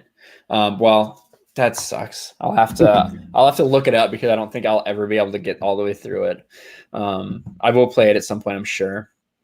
I watched it because I'm not much of a PC guy, but I've watched a few different versions of how things play out on Onslaught. And holy shit. Have you played SWTOR at all? Yeah, a little bit. I'm just not much of a PC dude. I got Empire at War. I'm liking Empire at War though, because that's just, it's complicated as shit, but I don't need a mouse or anything like that. I don't need to do the WSD or anything like that. I can just go click, drop, and all that. I want to get good at that. Then I want to get the mods, because there's like a Thrawn mod, and I think they're doing a Yuzhan Vong mod as well. I think the Yuzhan Vong one is like live maybe right now. I played Empire at War like when it came out, like a long ass time ago. And it was so cool. Yeah, it's pretty good. It's pretty good. Great Britain is England plus Scotland and territories. Yeah, what I was saying is I don't know if the like the TV tax thing that I was talking about is just in England or if it's all of Great Britain. I'm not sure about that. Was there any Winnie Blue comments? I gotta know. I gotta know if anyone. Any what? Winnie Blue. Winnie Blue comments. I haven't seen any. Fuck BBC. Oh, the Revenite. I live in England. TV license is a thing. My gardener once told me he threatened the guy because he was creeping outside his house trying to prove he had a TV license. What? Yeah, that's what I've heard. I've heard weird shit. I think probably when all of like the internet censorship and all that stuff, those bills were going through in the European Union. Like Article 11 and 13, I believe, is what they were. A while ago, I was listening to some streams where people talked about that. That's where I think I heard from or heard about this TV license stuff. Yeah, that's crazy. Hey, that sort of stuff. PC gaming sucks. Consoles forever. I agree. Rockets and Vital Mode. They're my people. Rockets, all right. Rockets and Vital Mode are your people, huh? I haven't seen Vital Mode. I've seen Rockets in here a lot. Vital Mode right there. Winnie Blues, mate. There it is. There it is. Siggy Butt Brain. Nice. Good to have you guys here. Winnie Blues for the win. Awesome. Yep, couple of Winnie Blue comments. Keck44. What's up, Keck? Long live the PC master race. Yeah, BBC send thugs your door asking if you have a TV license. There it is. Lethal's working on his Joker laugh again. That's how I laugh. That's me. That's what Joaquin Phoenix modeled it after. After me. So there you go. Are you screen sharing? Yeah, I'll get you. These are like Winfield Blues. Yeah, these are like the smokes of my people. So look at him. He's what we would call a Siggy Butt Brain. Oh, that's Brian on the packet. That's Brian. Yeah. This is like a whole big part of our culture. I don't even smoke, and I know quite a lot about the Wingfield brand. Yeah, that's Brian, Siggy Butt Brain. Yeah. That's our stuff. Very cool. I like it. Little fun fact. Yeah, I've always been more into cigars than cigarettes. Holy shit! Highlight my Vital Mode's comment. Yes, Mike Nolan. Yeah, nah. Yeah, nah. Yeah, nah. You guys are talking a different fucking language right now. Like you're speaking another language there, mate. Yeah, see, that's even the same thing. Christy, good night. Thanks for being here. I appreciate you. Good night, Christy. Yeah. One of my awesome mods, Christy, who did an awesome job last night in a pretty crazy stream. She was on Max's stream for a little bit as well. Oh, was she? Well, she was just in there commenting and modding, right? Yeah. Yeah, that was a fun crossover event we had last night. That was really cool. As good as like everything was for the talking and whatnot, the proper Jeremy, Justin proper. Sorry, that was just. I love that the way that all fell down. That was freaking phenomenal. Yeah, and I agree, and it was a good way to cleanse everything. Because I will be honest, I was just a little like tired of stuff. Because listen, I'm glad that everyone on there got a chance to come in and talk. That was really great, and get some stuff off their chests. The Josh thing did go a long time. I know you were kind of saying, what's his point? He was being very, very PC with his answers, and I don't think that he was. I don't think it's an act or anything like that. I just think that that's kind of like the guy he is, from talking to him and stuff. So I do think that he was genuine. I just think that's kind of how he approaches things. I don't think he's not saying he's trying to sit on a fence necessarily, but he definitely, he described himself as a centrist, and that is what he is.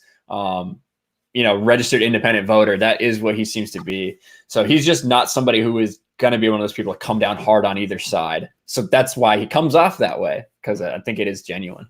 Well, what do you think of the whole Grey Order thing?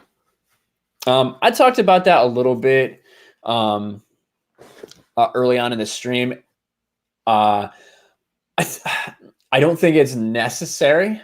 I think that it's a cool little idea, but what I really think it's going to turn into, and already has for a lot of people, is an anti-fandom menace group. Yeah.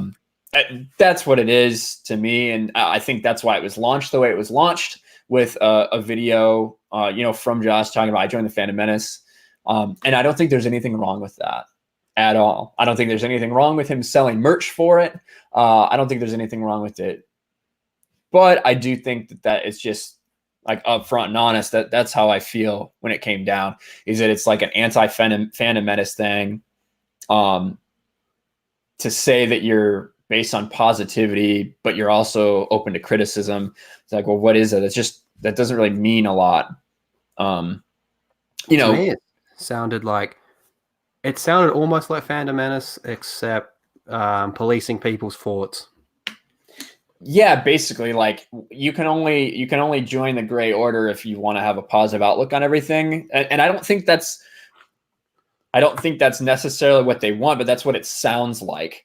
Mm-hmm. That's what it sounds like. The point of it is, so if I want to talk critical about Disney Star Wars, and I talk too critically about it, do people in the Grey Order roll their eyes and be like, oh, well, you're obviously just a Phantom Menace person, get out? That's what it sounds like to me. It sounds like you have to think a certain way, or not. Kind of, yeah. And one of the things, and actually, it turned out Josh did watch it after I talked to him. And again, I really like Josh. I've talked to him behind the scenes. Really cool dude. I'm gonna be watching his channel more. I do think it's good to get different opinions and everything like that, and see what else is going on, and in the YouTube landscape and the Star Wars fandom landscape. But I talked to him a little bit about the Grey Order and his focus on positivity. I said, everyone in the Phantom Menace doesn't just do negative stuff all the time. I do positive videos. Mm-hmm. You do positive videos. Geeks and Gamers does positive videos. It just doesn't necessarily get the views. And, I think that to say that you're going to do something only based on positivity, I think there's a lot of people in the Phantom Menace that have a good balance. I agree. Yeah, so and I told him, hey, me and Lethal Lightning have done a bunch of videos for Geeks and Gamers talking about the expanded universe and talking about this positive spin. And he went and he watched it because I heard him talking about Abeloth, what we talked about in our, basically how the expanded universe did female characters so differently than Disney. So he did watch that. So I know he did his research and looked at it. So there's so many people that are part of this community. I think to all lump them in and just say they're all fucking negative is crazy. No, you're right. It seems to be the go-to thing, though. Yeah, it would be more positive videos if there were more positive things going on. Yeah, and I thought it was a really great point from Jeremy. Obviously I was just sitting there listening. I can't really interact, but when he said, the YouTube algorithm is determined by what people want to listen to. And he said, and the reason the YouTube algorithm is good for negative Disney stuff is because people are looking for negative Disney stuff because they fucking don't like it. And he made the point that back in 2015, in the lead up to Force Awakens, that the YouTube algorithm was really good to people doing positive Star Wars stuff because everyone was really excited for Star Wars, which is true. So many of these channels grew big time in that time frame doing new Disney Star Wars stuff.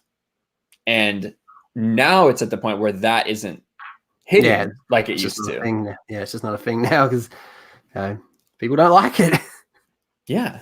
Exactly. And that was such a great point by Jeremy, who, understands a lot more about the going ons behind YouTube and the algorithm than I freaking do. I don't have any idea.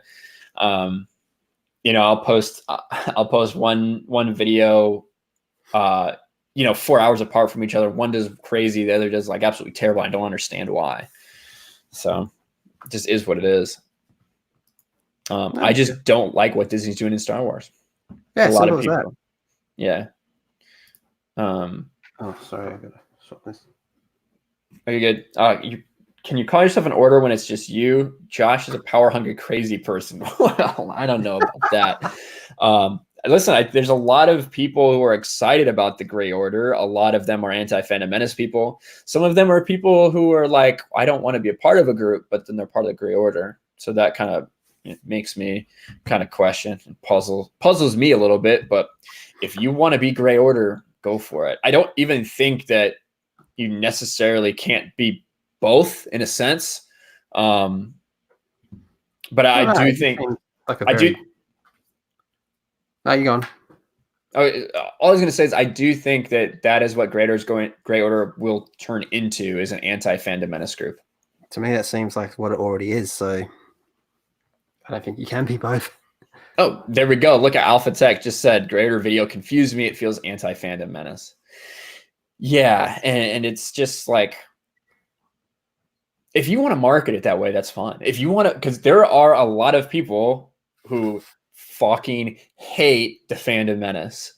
Yep. And in the same way that Jeremy monetizes SJWs or whatever you want to say, I think that it's completely fine if people want to monetize the hate for the Phantom Menace. And there's an audience for it. There's absolutely an audience for it. I don't know how long that kind of thing will last. But hell yeah, do it. And yeah, all for that, to be honest. I'm all for people making money on YouTube. I'm all for people making whatever content you freaking want to make. Within reason. Well, within legal reason, I suppose. I might not agree with it, but at the end of the day, I'm not going to try to fucking police you, Yeah, which is what Grey Order seems like to me. Very policing. Yeah. Not like fucking Josh actually said anything though, that entire stream. Well, it just got to the point where both of them were just talking about politics and we're just sitting there going, I think, can we go back a little bit? Yeah. Can you guys just scream at each other? That's what everyone was saying. That's what everyone wanted to see. Yeah, there was. I think when John came on, people were expecting some blood.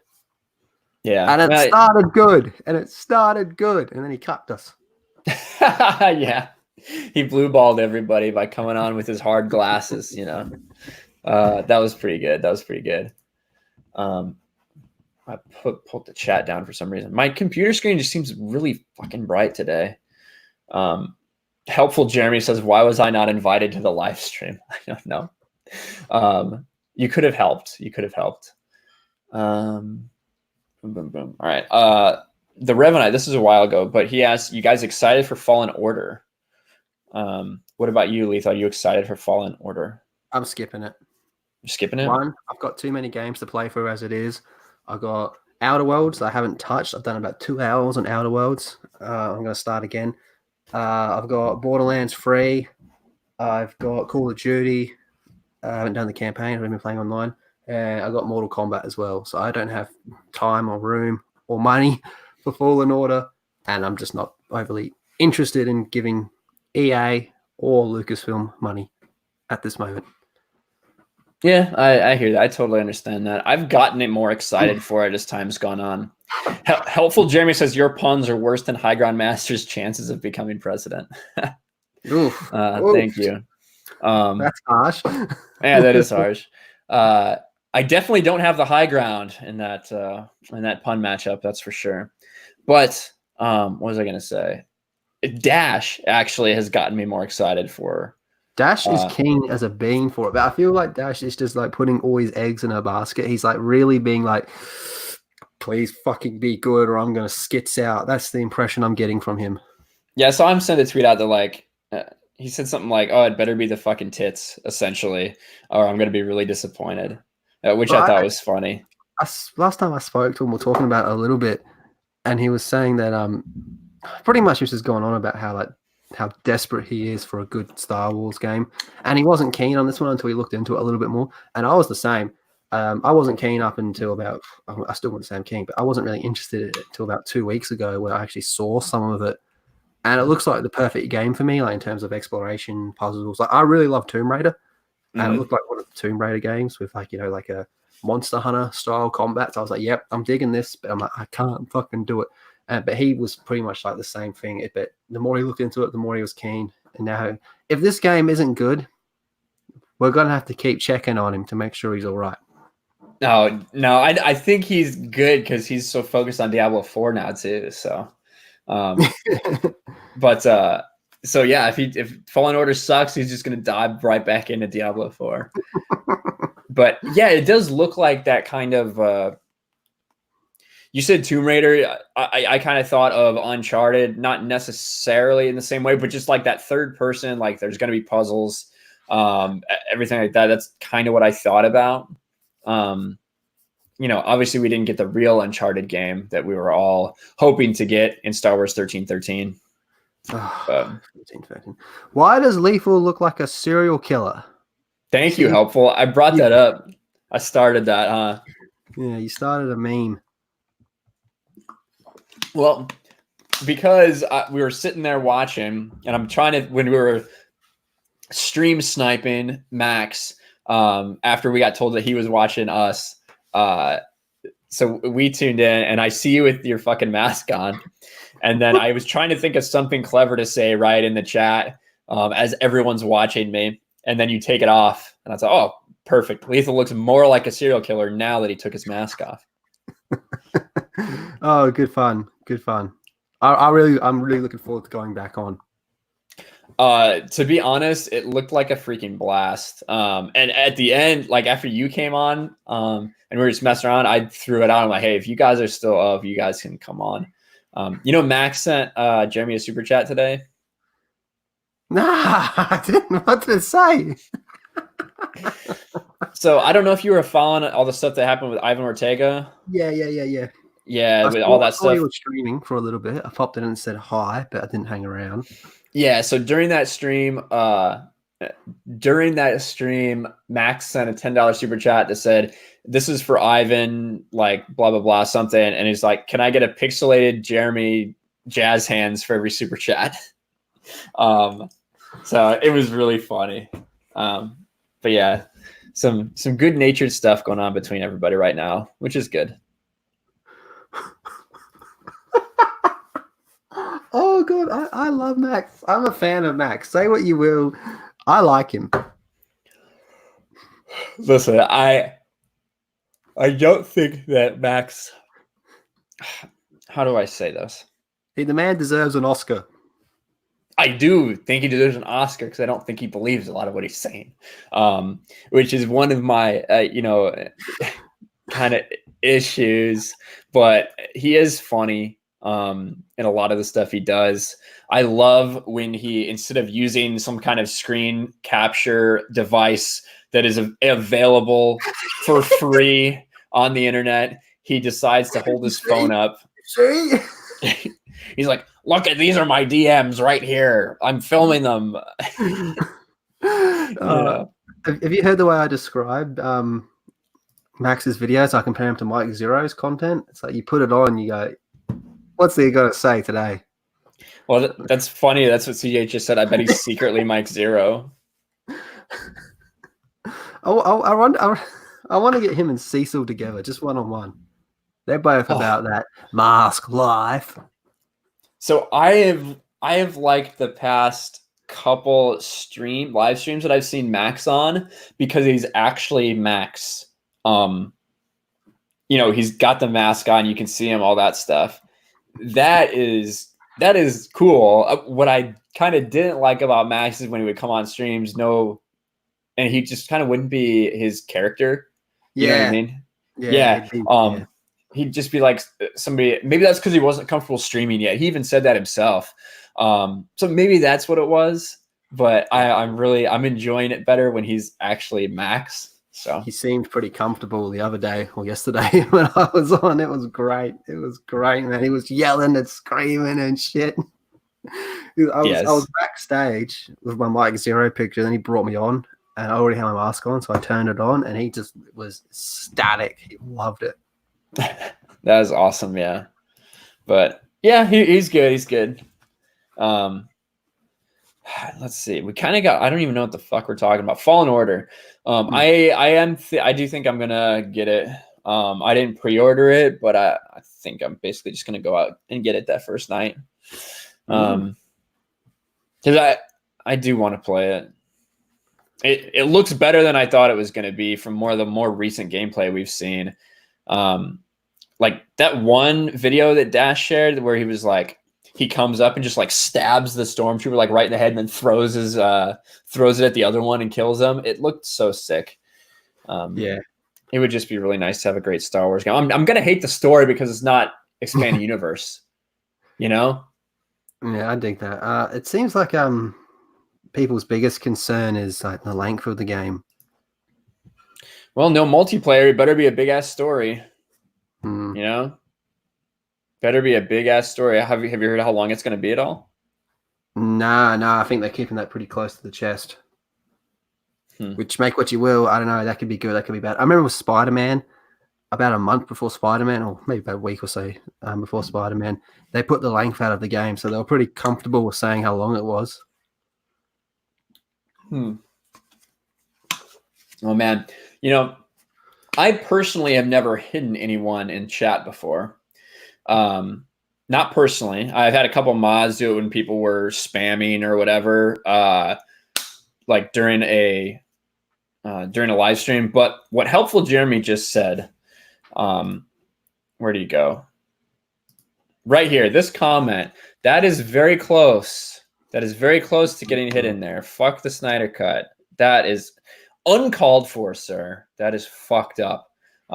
We say release the Snyder Cut here. Maybe he can't spell. Maybe he spells it wrong. That is true. Oh, that is probably true. We'll help you out. It's actually RELEASE. That's how you spell release. That's how you spell release. Helpful Jeremy. He says he doesn't really care. Deep eyes. I thought it said derp eyes for a second. I feel kind of gross. Upgraded your PC just for the game. Hope it'll be worth it. $2,000 down the drain otherwise. Well, just means you're ready for the next game that comes out. Yeah, you can do like some high definition Minecraft. Yeah, man. Some of those what am I trying to say? Some of the like the shaders or whatever are so freaking cool for that, man. Like the realistic ones. I've never played Minecraft. What? Never played Minecraft. Dude, we need to. I'm going to start playing it. Like I have played it before. I'm going to start playing it because I think we're going to start doing more gaming stuff, with Geeks and Gamers. So we are definitely going to be doing some of that. Minecraft. I'm going to make you play Minecraft with me. Oh, it sounds like a game I'll get addicted to. I'll be like chopping trees and shit like that. Yes, you get addicted to just doing nothing. Let's see. Release the Snyder Cut. That's it. Yes, much as possible. Release the Snyder Cut. It's late. It really is derp eyes over here right now. Maverick MX # release the Snyder Cut. Oh, I like these people. If you play Minecraft, you better. You want to come on the stream? You want to be invited to Minecraft? Helpful. You know what? We'll do it sometime, man. Do a Geek and Gamers. That's what I want to do. I want to do a Geeks and Gamers server for Minecraft. I think it'd be really fun. Nice.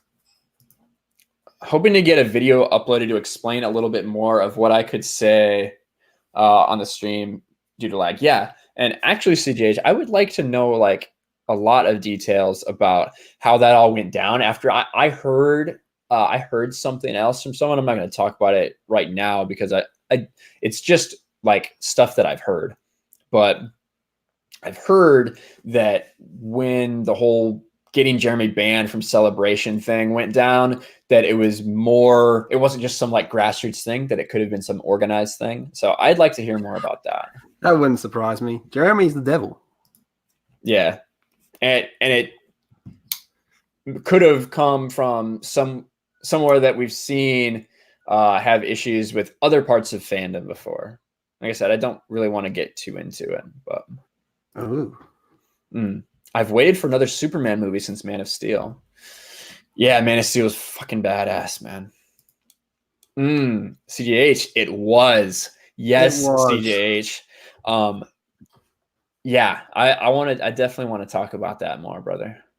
I definitely want to talk about that more. Good to know that. Ooh, Doomcock's got his sources. Maybe I've got some sources too. So the only sources I got are in the cupboard. So stupid. Hashtag Man of Steel 2. Yeah, dude. Ugh. See, this is not the fucking way that you're gonna get to play Minecraft. I hit that comment. I deleted that comment. Oh, you're deleting them. Sorry. I didn't know. It doesn't show as deleted Jonathan Cortez says bury the Snyder Cut. The only thing that the Snyder Cut would be buried in is fucking pussy, because that thing is gonna be fucking sick when we see it. He's referencing Batman v Superman. Bat is dead. Bury it, because he's a big fan. He's a big fan. There it is. There it is. I like it. It's smart. You're gonna play no matter what. Jonathan Cortez says, I canceled my own fat ass. I would love to do that. That's how I want to cancel myself. I want to say something and then be offended at myself. Because I can identify as offended. Yeah. I would like Snyder to come back. J.J. Abrams ruined Star Trek and Star Wars, and he's on his way to fucking Warner Brothers. $500 million. Get the fuck out. It is crazy to think that J.J. Abrams is going to have that much influence on so much stuff. How, like, what was going on when he was making Episode 9 when it got announced he made that deal? Like, were they pissed at him? Did you go on for Warner Brothers now? That's like literally our rival. Yeah, I don't know. I'm not sure.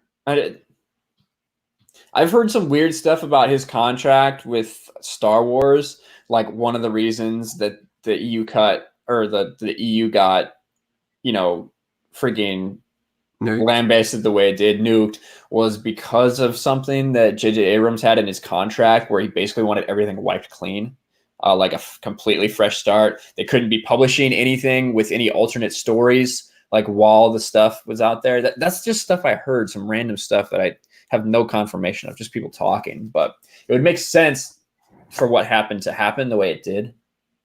Well, eventually all this stuff is going to come out. Yeah. All these rumors and whatnot, one way or another, they will get confirmed in the long run.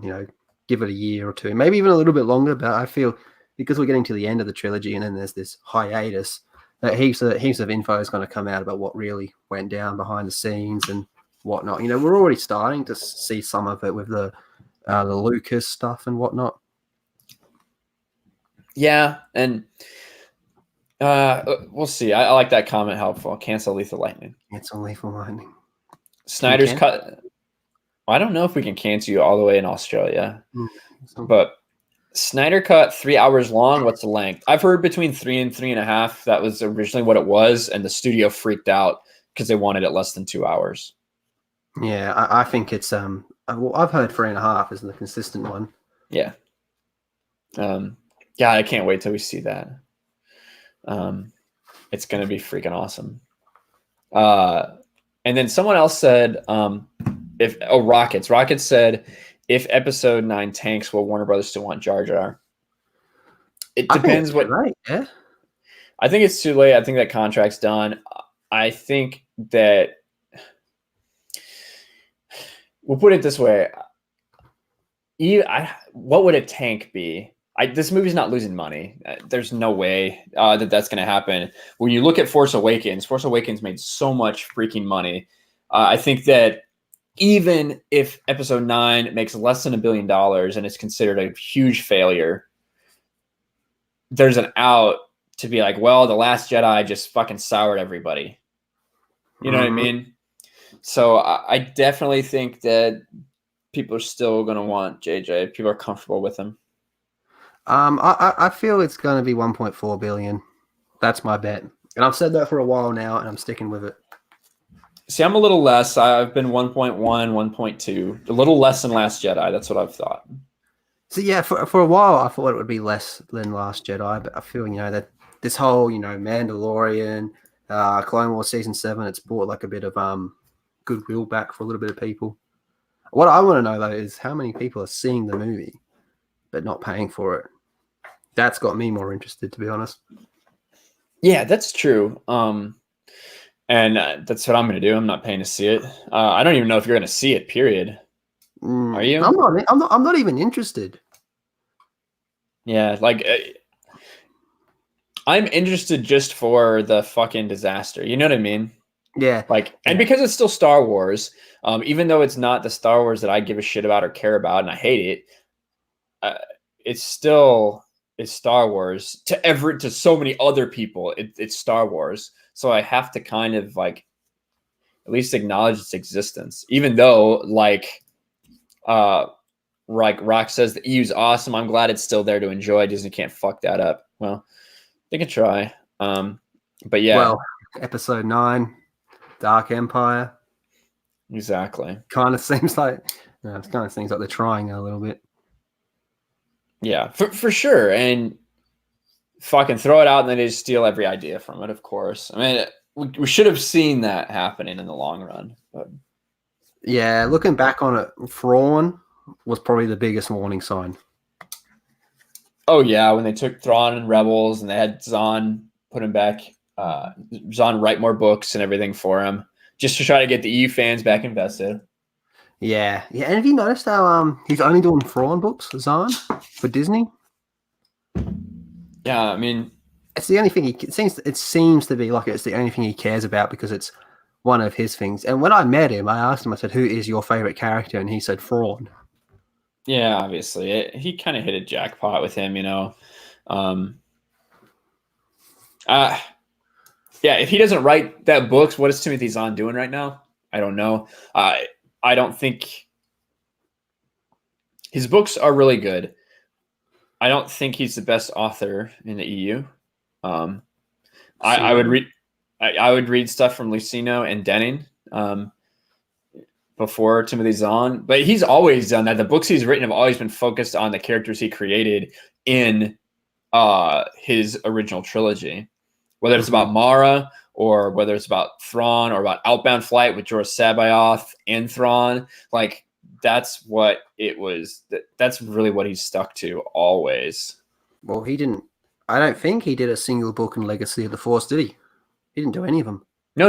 He's never done anything collaborating with anyone else. Yeah, that's true. Yeah, it's always been all his books. So you have the Thrawn trilogy, the Hand of Thrawn duology. Choices of One. Yeah, you're right. Choices of One, Allegiance. I guess, no, he wrote Scoundrels. Okay. That's the only thing that he wrote, which I wasn't a huge fan. I wasn't a huge fan of Scoundrels. That's probably the only one I really don't like that much. A lot of people would love for Troy Denning. That's good to see. Troy Denning. See, Troy Denning, I like Troy Denning, but in all honesty, and I might get a bit of flack for this, I was not the biggest fan of Dark Nest.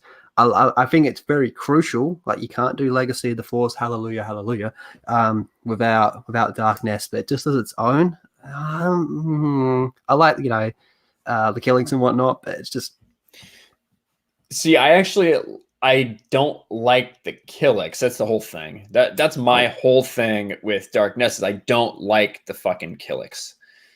So it's tough for me to get through that trilogy sometimes, even though I really like Troy Denning and I really like a lot of the Jedi stuff. Hey, Ryan, tell Lethal what I said. The thing with the Killix that I like is I've always liked this idea of like a swarm in whatever I'm reading. I just love the idea of a swarm, like a hive mind type stuff. I like that shit. And the whole connection with Abeloth and helping build Centerpoint and Sinkhole. That's what I like about them. But like I said, the trilogy by itself, I think it's very skippable. With the exception of Jason parts, I think that is very important to see Jason's fall. Yes, like and they do bring it up in Legacy because he meets the Killix again. Yeah, if you read Unifying Force and then you read Betrayal, is that the first book in Legacy of the Force? You're like, what? Like, first of all, you don't understand Jason has a daughter. You don't understand how he got all these powers. You don't understand so much. You don't understand his relationship with Ben. To be honest, Jason's like the best part in nearly everything that Jason's in. Yeah, I agree. Completely. Sherry Allen, hello Sherry, says, I heard he's writing the prequels to Thrawn of the Chiss Ascendancy. Yep, that's true. And he's writing for the all clear to write about Thrawn after Rebels Season 4. Well, unfortunately, I don't understand how you would write anything about him after Rebels Season 4 because he's a bitch. Like he's terrible. Like he gets befuddled and they try to make him like the Thrawn that we know and love, the master manipulator, master tactician, the guy who foresees everything. But he's still getting beat by this ragtag group of fucking idiots. And he's not able. Yes. So they ruined this character by bringing him into Rebels. Bottom line. The best thing about the season finale of Rebels was the big name drop when he calls for Palian to come pick him up. Yeah. And then we never see him. Yeah. But you know what? I remember when the first time I saw the ending of Rebels, and it's doing that whole epilogue, the monologue of what happened to everyone. And this is Hera's son, Jason. I was this close to throwing my computer. Fuck off. How dare you? How dare you, good sir? Corporal Shepard says, go to sleep, Ryan. I am pretty tired, and I really should make a video for tomorrow. But yeah. How is Thrawn not kicking Rebel ass? Let me on so I can rant. Do you want to come on? Who is this helpful Jeremy? I'll let him on. I don't care. This whole time he's been saying, fuck Snyder, cancel Lethal, and now you're just going to let him on? Yeah, kind of. Let's see if I can find helpful. Does he have a Twitter? Helpful Jeremy? Yeah, he definitely does. He's running a presidential campaign. Oh. All right, I'm going to follow him in a minute. But I got I don't know why I brought this up. I've been watching the video. He's been DMing me. I haven't even noticed. Sorry. He said, I'm playing Minecraft. I don't care if you're upset or not. Tell Lethal I'm packing my blaster and I'm coming on a friendly little visit to Australia. Wrong button. I can't get over how good that freaking video that of proper stuff falling over is. Oh, dude, it's so funny, man. Oh, is this another one right here? You got the audio on? Yeah, I've got the audio on. All right, you ready? I'll share it. It's too funny. Oh, God. Oh my god. I'm so sorry about that.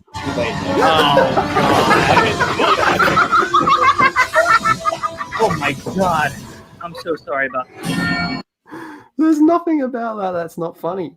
That is so good. Did you see what Darth Barbie put out? Yeah, hers was all right, but that one's better. Yeah. Yeah. Well, that one you see all of us and reacting to everything. And Sherry says, hi, Ryan and Lethal. Hi, Sherry. Hello, Sherry.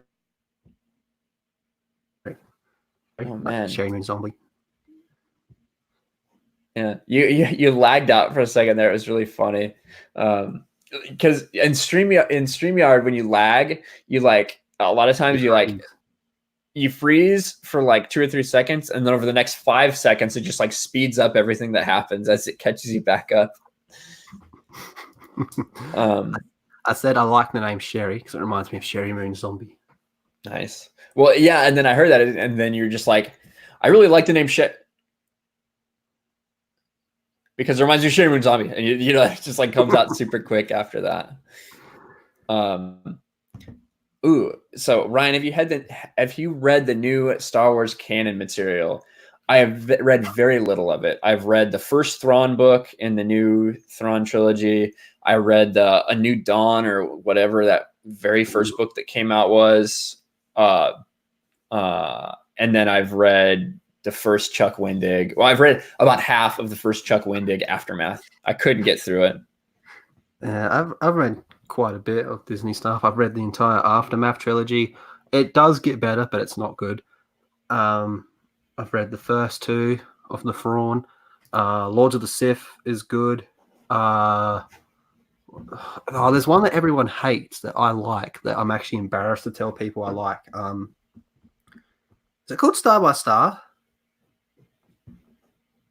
With the Claudia Gray one. I liked it. Everyone, I get lots of shit for telling people that. What else is there? There's Helpful. Where did you go? Helpful was in the back, and then he disappeared. Hold on. I've read heaps of their comics as well. The 2015 Darth Vader series is the best thing Disney has done with the license by far. 2017 was good up until the last 2 issues, and then it went. Not Star by Star. It's not called Star by Star. What the fuck is it called? Yeah, it's not Star by Star because that's a good book. Yeah. Jonathan Cortez, real quick. This is a really great point.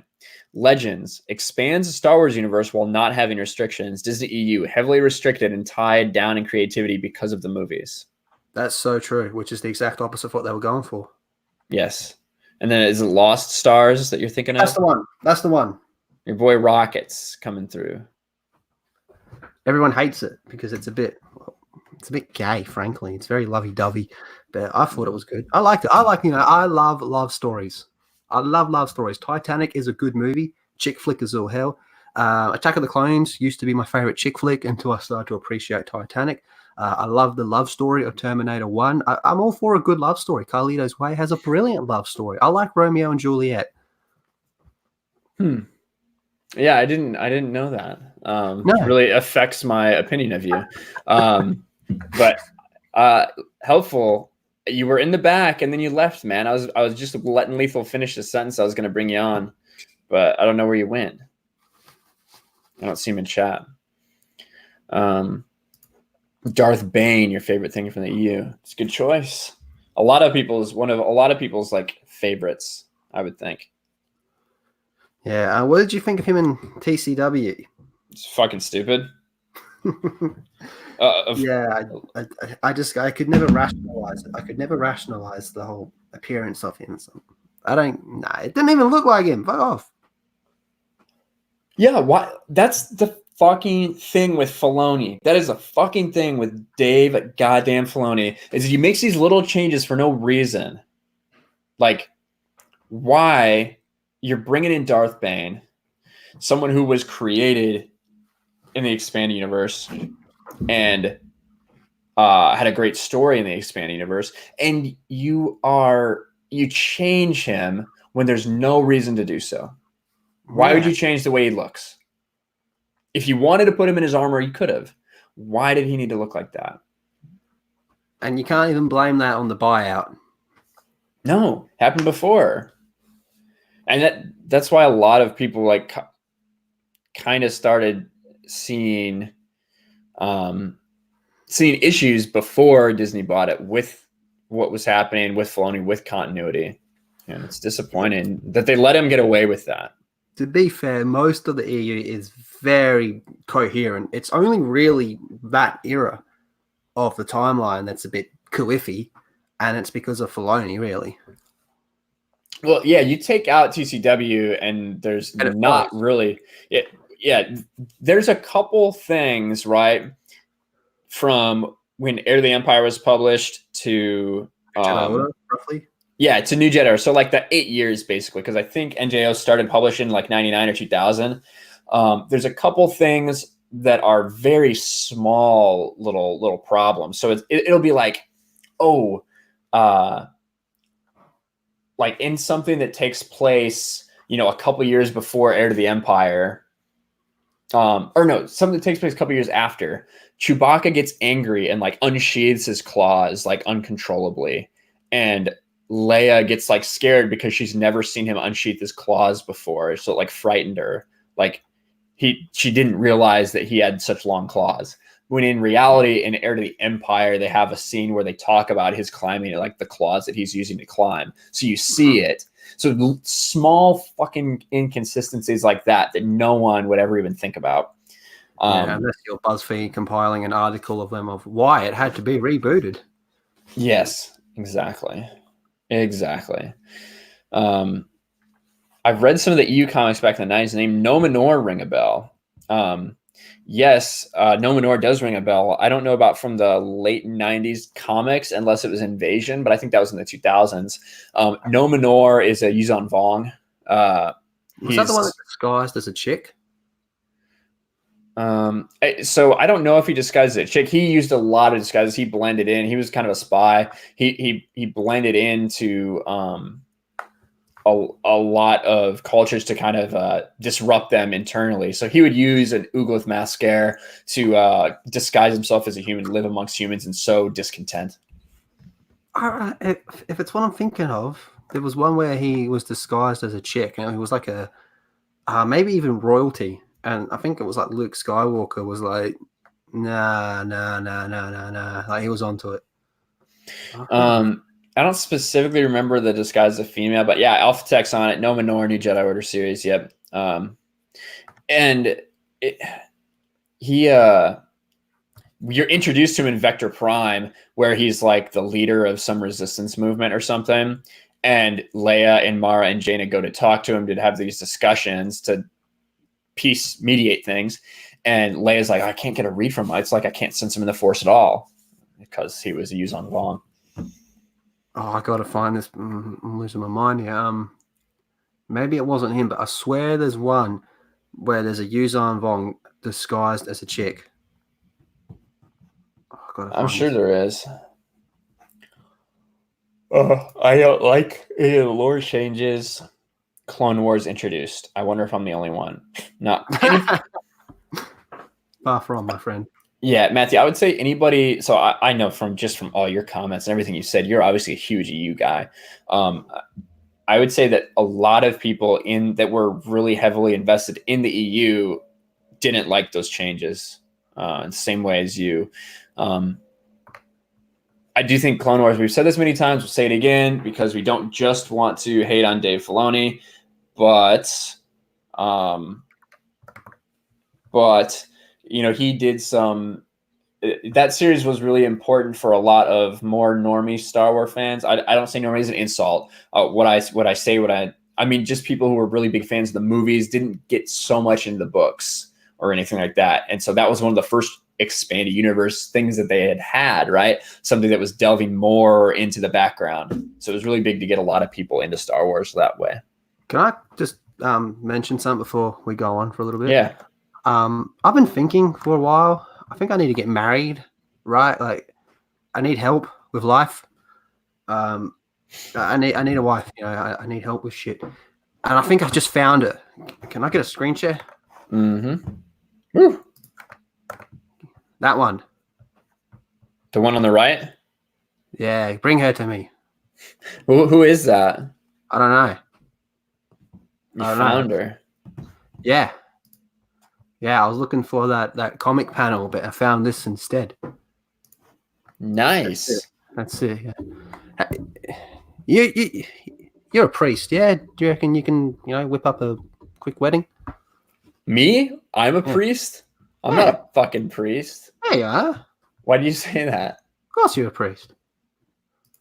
Well, I mean, I guess I could be considered pretty holy, but I am not a priest. Not yet. I'm still studying. She's Yeah. definitely a porn star. She'll do fine. Oh, there you go. There you go. Lethal always classing it up. I wonder who that's cosplaying as. Yeah. It's funny because it says the character's Mara Jade when it's not. Oh, That's God. not quite Mara. I mean, I guess I could see Mara being if she dyed her hair for an undercover thing. But Mattress Matt says maybe Mattress. The second two Aftermath books are much better and contain clues as to what will happen in The Rise of Skywalker. TFA and TLJ novelization are also must reads. I know what's going to happen in The Rise of Skywalker. Dang. Well, are the leaks right, Mattress Matt? Let us know. Courtship of Princess Leia, yeah, that's a good one. Didn't Jason or Jaina kill Nominor? Jason, when he went. I don't believe so. I believe that Nominor survived. I believe Mara tracks him down and stops him, but they kind of need his help. The one that Jason kills at the end is Omni or Onami, the one who's all over Shimra. Yeah, dude, NJ is my fucking shit, man. I love NJ. Every time I bring up NJO, even in a tweet that would be at like 3 a.m. for you, you're on it. Yeah, I got Google Alerts set to my phone anytime someone says NJO. Yeah. Yes, Korriban to Morband. Dumb. Yeah, stupid. Absolutely stupid. That is one of the worst things, man. Like, that actually changes so much. Mm-hmm. Yeah. And then TLJ Screwjob, first EU book I read was about the search for a living planet called Zenova Seacot, which I hadn't. And Matthew says right there, Rogue Planet. Absolutely. Found her, Emily Rose Morrison. Oh, man. She have an IMDb? She's ooh, she does. Yeah, Revenant, they changed Korriban. But they did actually recently, I watch it, following Matt Martin on Twitter. I see some of the stuff he puts out. They did some sort of small retcon in a book that basically says, I don't know, I guess I don't know if it was in a book or whatever, some kind of guide of some sort, but it basically says that in ancient times it was known as Korriban, and then more currently it's been known as Moraband. So no. Yeah. Oh, she has everything. She has a Facebook. There's Matt. Ooh. Mattress Matt says the leaks are completely wrong. They are likely deliberately released misdirects by Lucasfilm insiders. I've been very hesitant about that as well, but that's very interesting to hear, Mattress. You should tell us, Mattress. You should tell us. Let us know. Give us the knowledge. Pittsburgh, Pennsylvania. Pittsburgh, Pennsylvania. Okay, 34 years old. She's too old for you, bro. Yeah, exactly. She'd be like a wife. Lena Darrett says you missed my message. Well, I can't read quite everything in chat. If you say it again, I'll try to pick it up. But there is somehow at 1:20 in the morning, there's still 50 people watching. So I can't quite see everything that happens, but I'll try to keep an eye out for it, Lena. If you just say it again.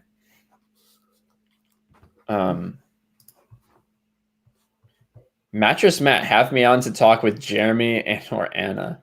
We're not good enough for you, huh? Well, if you have some kind of, we will be doing the common ground stuff, again, I would like to keep it focused on more people that have an issue with Jeremy instead of people that kind of just want to come on. But, we will definitely be doing more of those again. So if you want to come on the next one, please reach out. Best way to get a hold of me is Twitter. And yeah, he's completely serious about knowing what happens. Well, good, man. DM me and we maybe set something up. Orville Nation, $2. Hail Orville Nation. Go RK Outpost. Thank you, man. I appreciate you. Okay, so she's got Twitter and Instagram. I wrote above as, are you in the final trailer? What does it say? I wrote above as you in the final trailer of episode 9 and Palpatine's throne and the remains of the second star. I heard actually something interesting. We had heard rumors about Rey lifting up the remains of the Death Star. And I saw a picture, the still picture from the throne room, and it looked like the entire thing was soaking wet, as if it had been submerged for a while. And then was recently brought up. So I think that may be saying that the Death Star was lifted out of the ocean somehow. Yeah. I'm going to go no on that one. That seems a bit... It's been underwater for what? How long? Plus being blown up? I don't know why it's so fucking big. Why that... I don't understand why how a piece of the Death Star could be that big. It was in smithereens. Seems another weird retcon, I guess. But it's just like, well, how can it be in such good condition? It can't. They're just making it up. So, but that was one of the things we heard. One of the very early Reddit leaks was that she was going to do something remarkable, and someone suggested lifting a piece of the Death Star. So looks like it may happen. Damn, Lethal's thirsty for the beauty with the cosplay booty and the black tight suit. I need a wife. He's 25 now, guys. So I think it is his midlife crisis, because I don't feel like Lethal's going to live much past 40. So he's definitely probably past the middle of his life now. Yeah, this is a late midlife crisis. This is like a 3/4 midlife crisis. You're living till 33. Yeah, that'll do. I don't see much reason living past 50, to be honest. I don't either. What's the point? I'm sure once I get there, maybe someone who's over 50 in chat will tell us. I'm sure once I get there, I'll find a lot of reasons why I want to. Nah, you'd be a boomer. Be a boomer, yeah. And you make a lot of jokes of you give boomers a hard time. Me? Yeah, I really do.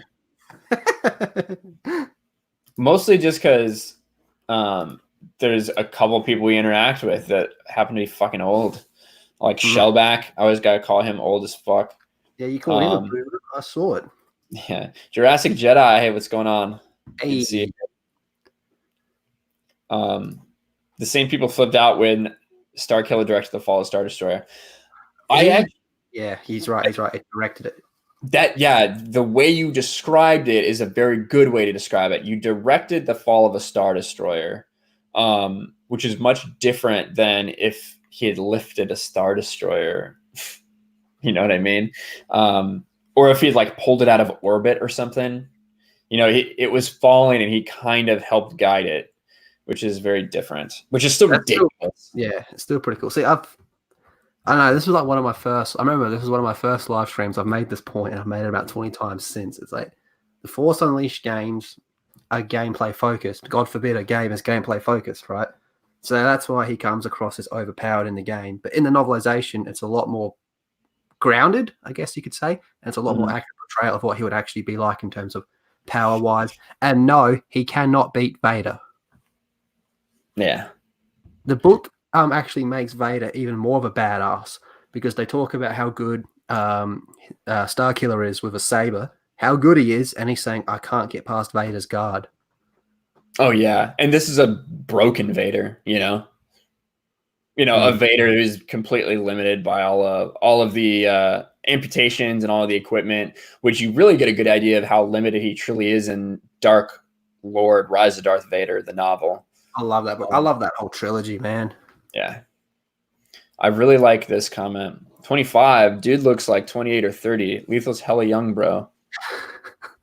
So look old. Exactly. That's what I got from that. That you look fucking used and abused.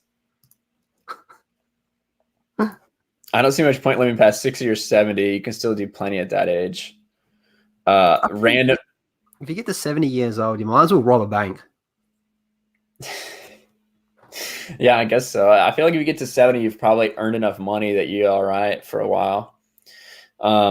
Random Brad Crate says, I'm 47, you turds. Well, you got 3 good years left in you. You gotta check in. Deep Eyes is 40, evidently. We've just told half your subscribers they need to die in a few years. Rock is 47. What's everybody doing up at this time? Look at the one underneath it. Jeremy Peterson is 50. That is awesome. I'm glad. I do have a really wide age range of partakers. So, Corporal Shepard. Oh, sorry guys. Corporal Shepard. I was born in 2020, so I'm older than all of you. What the hell are you talking about? I love that. I love that logic. I get it. Some Mike Zero shit. Oh, all right. Now I'm getting maybe less interested.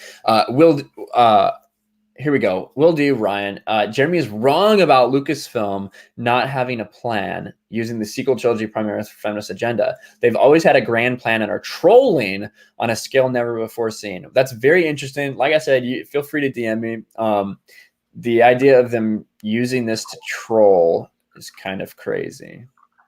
Wouldn't that just piss people off even more? I think so. You've just taken it and used it as a troll. Mattis. Does Mattis have a Twitter account?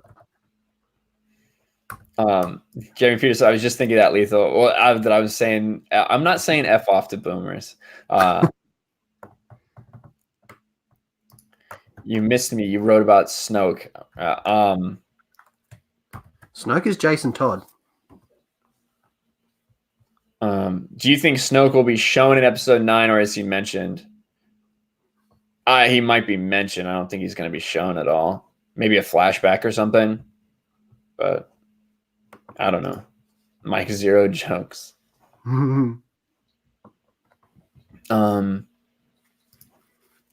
Hey, Jeremy, old guys unite.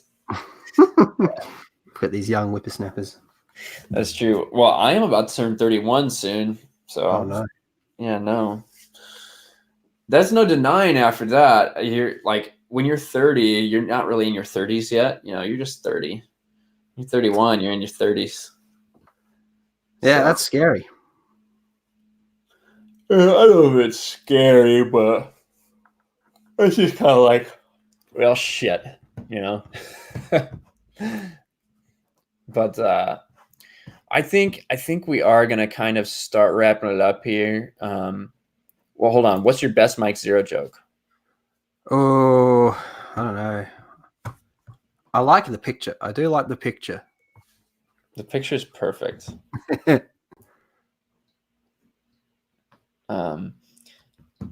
Jeremy Peterson, 30 is the new teens these days. I like to think of it that way. I feel pretty fucking good. Declan's 37. I'm emotionally damaged from Brie Larson being Revan rumors. I can't imagine that that's true, man. The amount of backlash that would happen, it is unfucking fathomable. It really is. Hey, I don't know. If anything, it's more likely she's going to be Ahsoka. Maybe. I don't even care about that. That'd be funny to me. I agree. I'd laugh too. Yeah. I'd probably see it. CJH is 24. How do you 7 and 8 episodes? What do you expect to see in 9? Well, until Mattress Matt's been blowing this, I've expected the leaks to be 100% true. All right, Ryan. I'll see you on the next stream. Good night. Good night, Darkspawn. We're wrapping it up pretty soon. I would have done after Crucible. That's what I would have done for 7 and 8. Said that? I said that, but Lena Darrett said, "How do you 7 and 8 episodes?" Master Skywalker, is that a personal attack or something? That is fucking funny. Yes, I could get off to that. That is really funny. Yeah, but yeah, I do. I still have to fucking make a video for tomorrow morning too. Got to figure out what to do it on. So, thank you guys for hanging out with me. So what happens at the end of Crucible? So long story short, it's kind of the last big hurrah, or is intended to be like one of the last big hurrahs for the big three, for Leia, Luke, and Han. And they kind of have an adventure before they're ready to go back and hand it over to the next generation, which would have been a perfect stepping stone towards what we do now, you know? Westworld says, leaks are 100% fake, violates canon from Lucas. Well, so does Last Jedi. Yes, so does a lot of things. I've looked at the rumors. I feel I don't think it's like completely spot on, but I feel it's got like the right. It'll be like the overarching, like a blueprint almost. Mm-hmm. Yeah, I think so. I guess it could be some epic troll job. Here's Mattress Matt. Lucasfilm knows the payoff will be amazing. That's why they've been acting so weird and standoffish. TFA and TLJ were just mysterious, ambiguous setups for the finale. The surprise of Skywalker. Wouldn't that be funny? Hey, like imagine that. Like the Rise of Skywalker is like perfect, but you've spent 2 years telling people to fuck off and they don't see it. Sweet troll, bro. Congratulations, you played yourself. Snoke created Rey. Kira is Rey's mother. Oh, Kira's a whore. Like that was one of my first things when I walked out of Solo. I thought that Kira chick's just a prostitute. Well, she literally was, but they didn't talk about it very much. She was a prostitute, Ryan. She had sex for money. She's a prostitute. That dude with the scars on his face was her pimp. The best thing... Yeah, she was branded. She was branded as part of that organization, and she was being sold. Yeah. The best thing... what's her name? Emily Clark. The best thing ever did was get smashed from behind from Aquaman, and she gives you that look in her face where she's ready to tap out, but her mama didn't raise no quitter. So Snoke was force projecting in TLJ as JJ wanted. And Skywalker means the chosen one, as Anakin was created by Palpatine. And that Snoke created Rey. I'm confused now. George Lucas created Rey, but he called her Kira. Yeah, I've seen those things.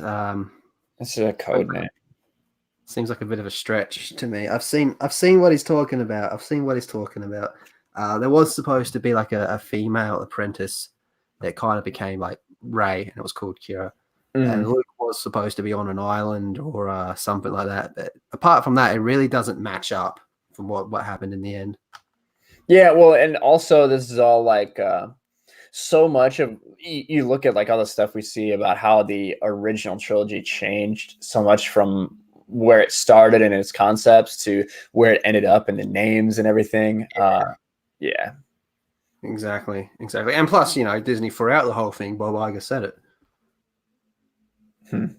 Lawrence Kasdan co-wrote TFA and Solo and knows Rey's original name was Kira. Gungan Fighter, if the EU's continued, would Crucible have been the final appearance? No, it wouldn't have been the final appearance. It's just kind of a marker, a bridge to basically saying that they are getting too old for this shit, and that and that it is going to be focused on Jaina and Ben and Alana and all these. The next generation is going to be the one to really pick up the torch and be the leaders, while they're going to take kind of a more step back. It wouldn't have been the last appearance, though. We still need to find out how they died and everything. Yeah, and I think from my understanding of it as well, it was something like originally it was Anakin Solo was going to be the face of the face of Star Wars, and then Lucas did the prequel, so you have to kill off an Anakin, and then I think they wanted Jaina in the future to be the face of the franchise going forward from that. Yeah, Jaina and Ben, from what I understand. Rey was based on Ralph McQuarrie's drawing of a female Luke. Yeah, that actually wouldn't surprise me. Westworld is incorrect. Now we have a fight. Fight. Palpatine created Anakin as canon. Darth Vader. Anakin is a Palpatine. Skywalker means the chosen one. Westworld is incorrect. Anakin is Palpatine. Yeah, I'm with that one. Westworld is incorrect. Regarding TROS, JJ said the setups are in plain view throughout this saga. When all is said and done, everything will make sense and it will be quite impressive. Well, that might be the case, but they've made it abundantly clear they don't want me to see it. They want a new fan base, and I hope they enjoy it. Yeah, very interesting. Crucible sounds awesome. I hadn't heard of it, so you mentioned it. Yeah, it takes place 45 years after the Battle of Yavin. It's the last thing in the timeline that we have until it's a mysterious 100 years before the Legacy comic books. And it's not like the best book in the world, but it was intended to be a bridge to a new series. So Darth Vader 25 confirms Palpatine created Anakin. Yeah, it does. I've read it. I own it. It's pretty stupid. It kind of contradicts the whole Darth Plagueis the wise thing. It's really weird as well. It's got of course it fucking does. No reason to, but of course it does. It's got this picture of like Palpatine, like a Force Palpatine, like holding Shmi, and it looks really rapey, like really weird. Very strange.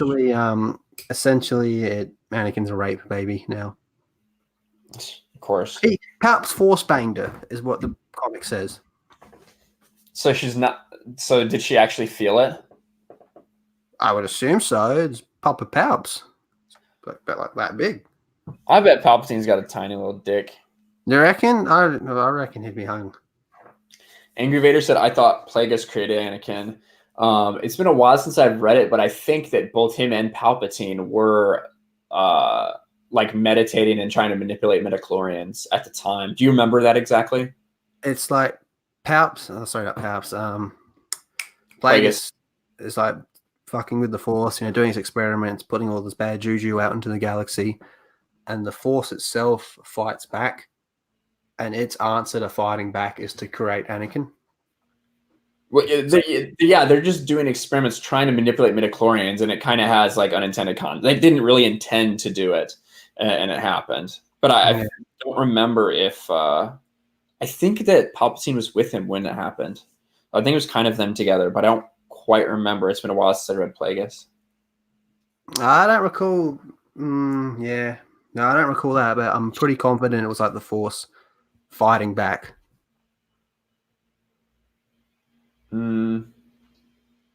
Westworld. Lucas confirmed Palpatine created Anakin on page 42, making a Revenge of the Sith.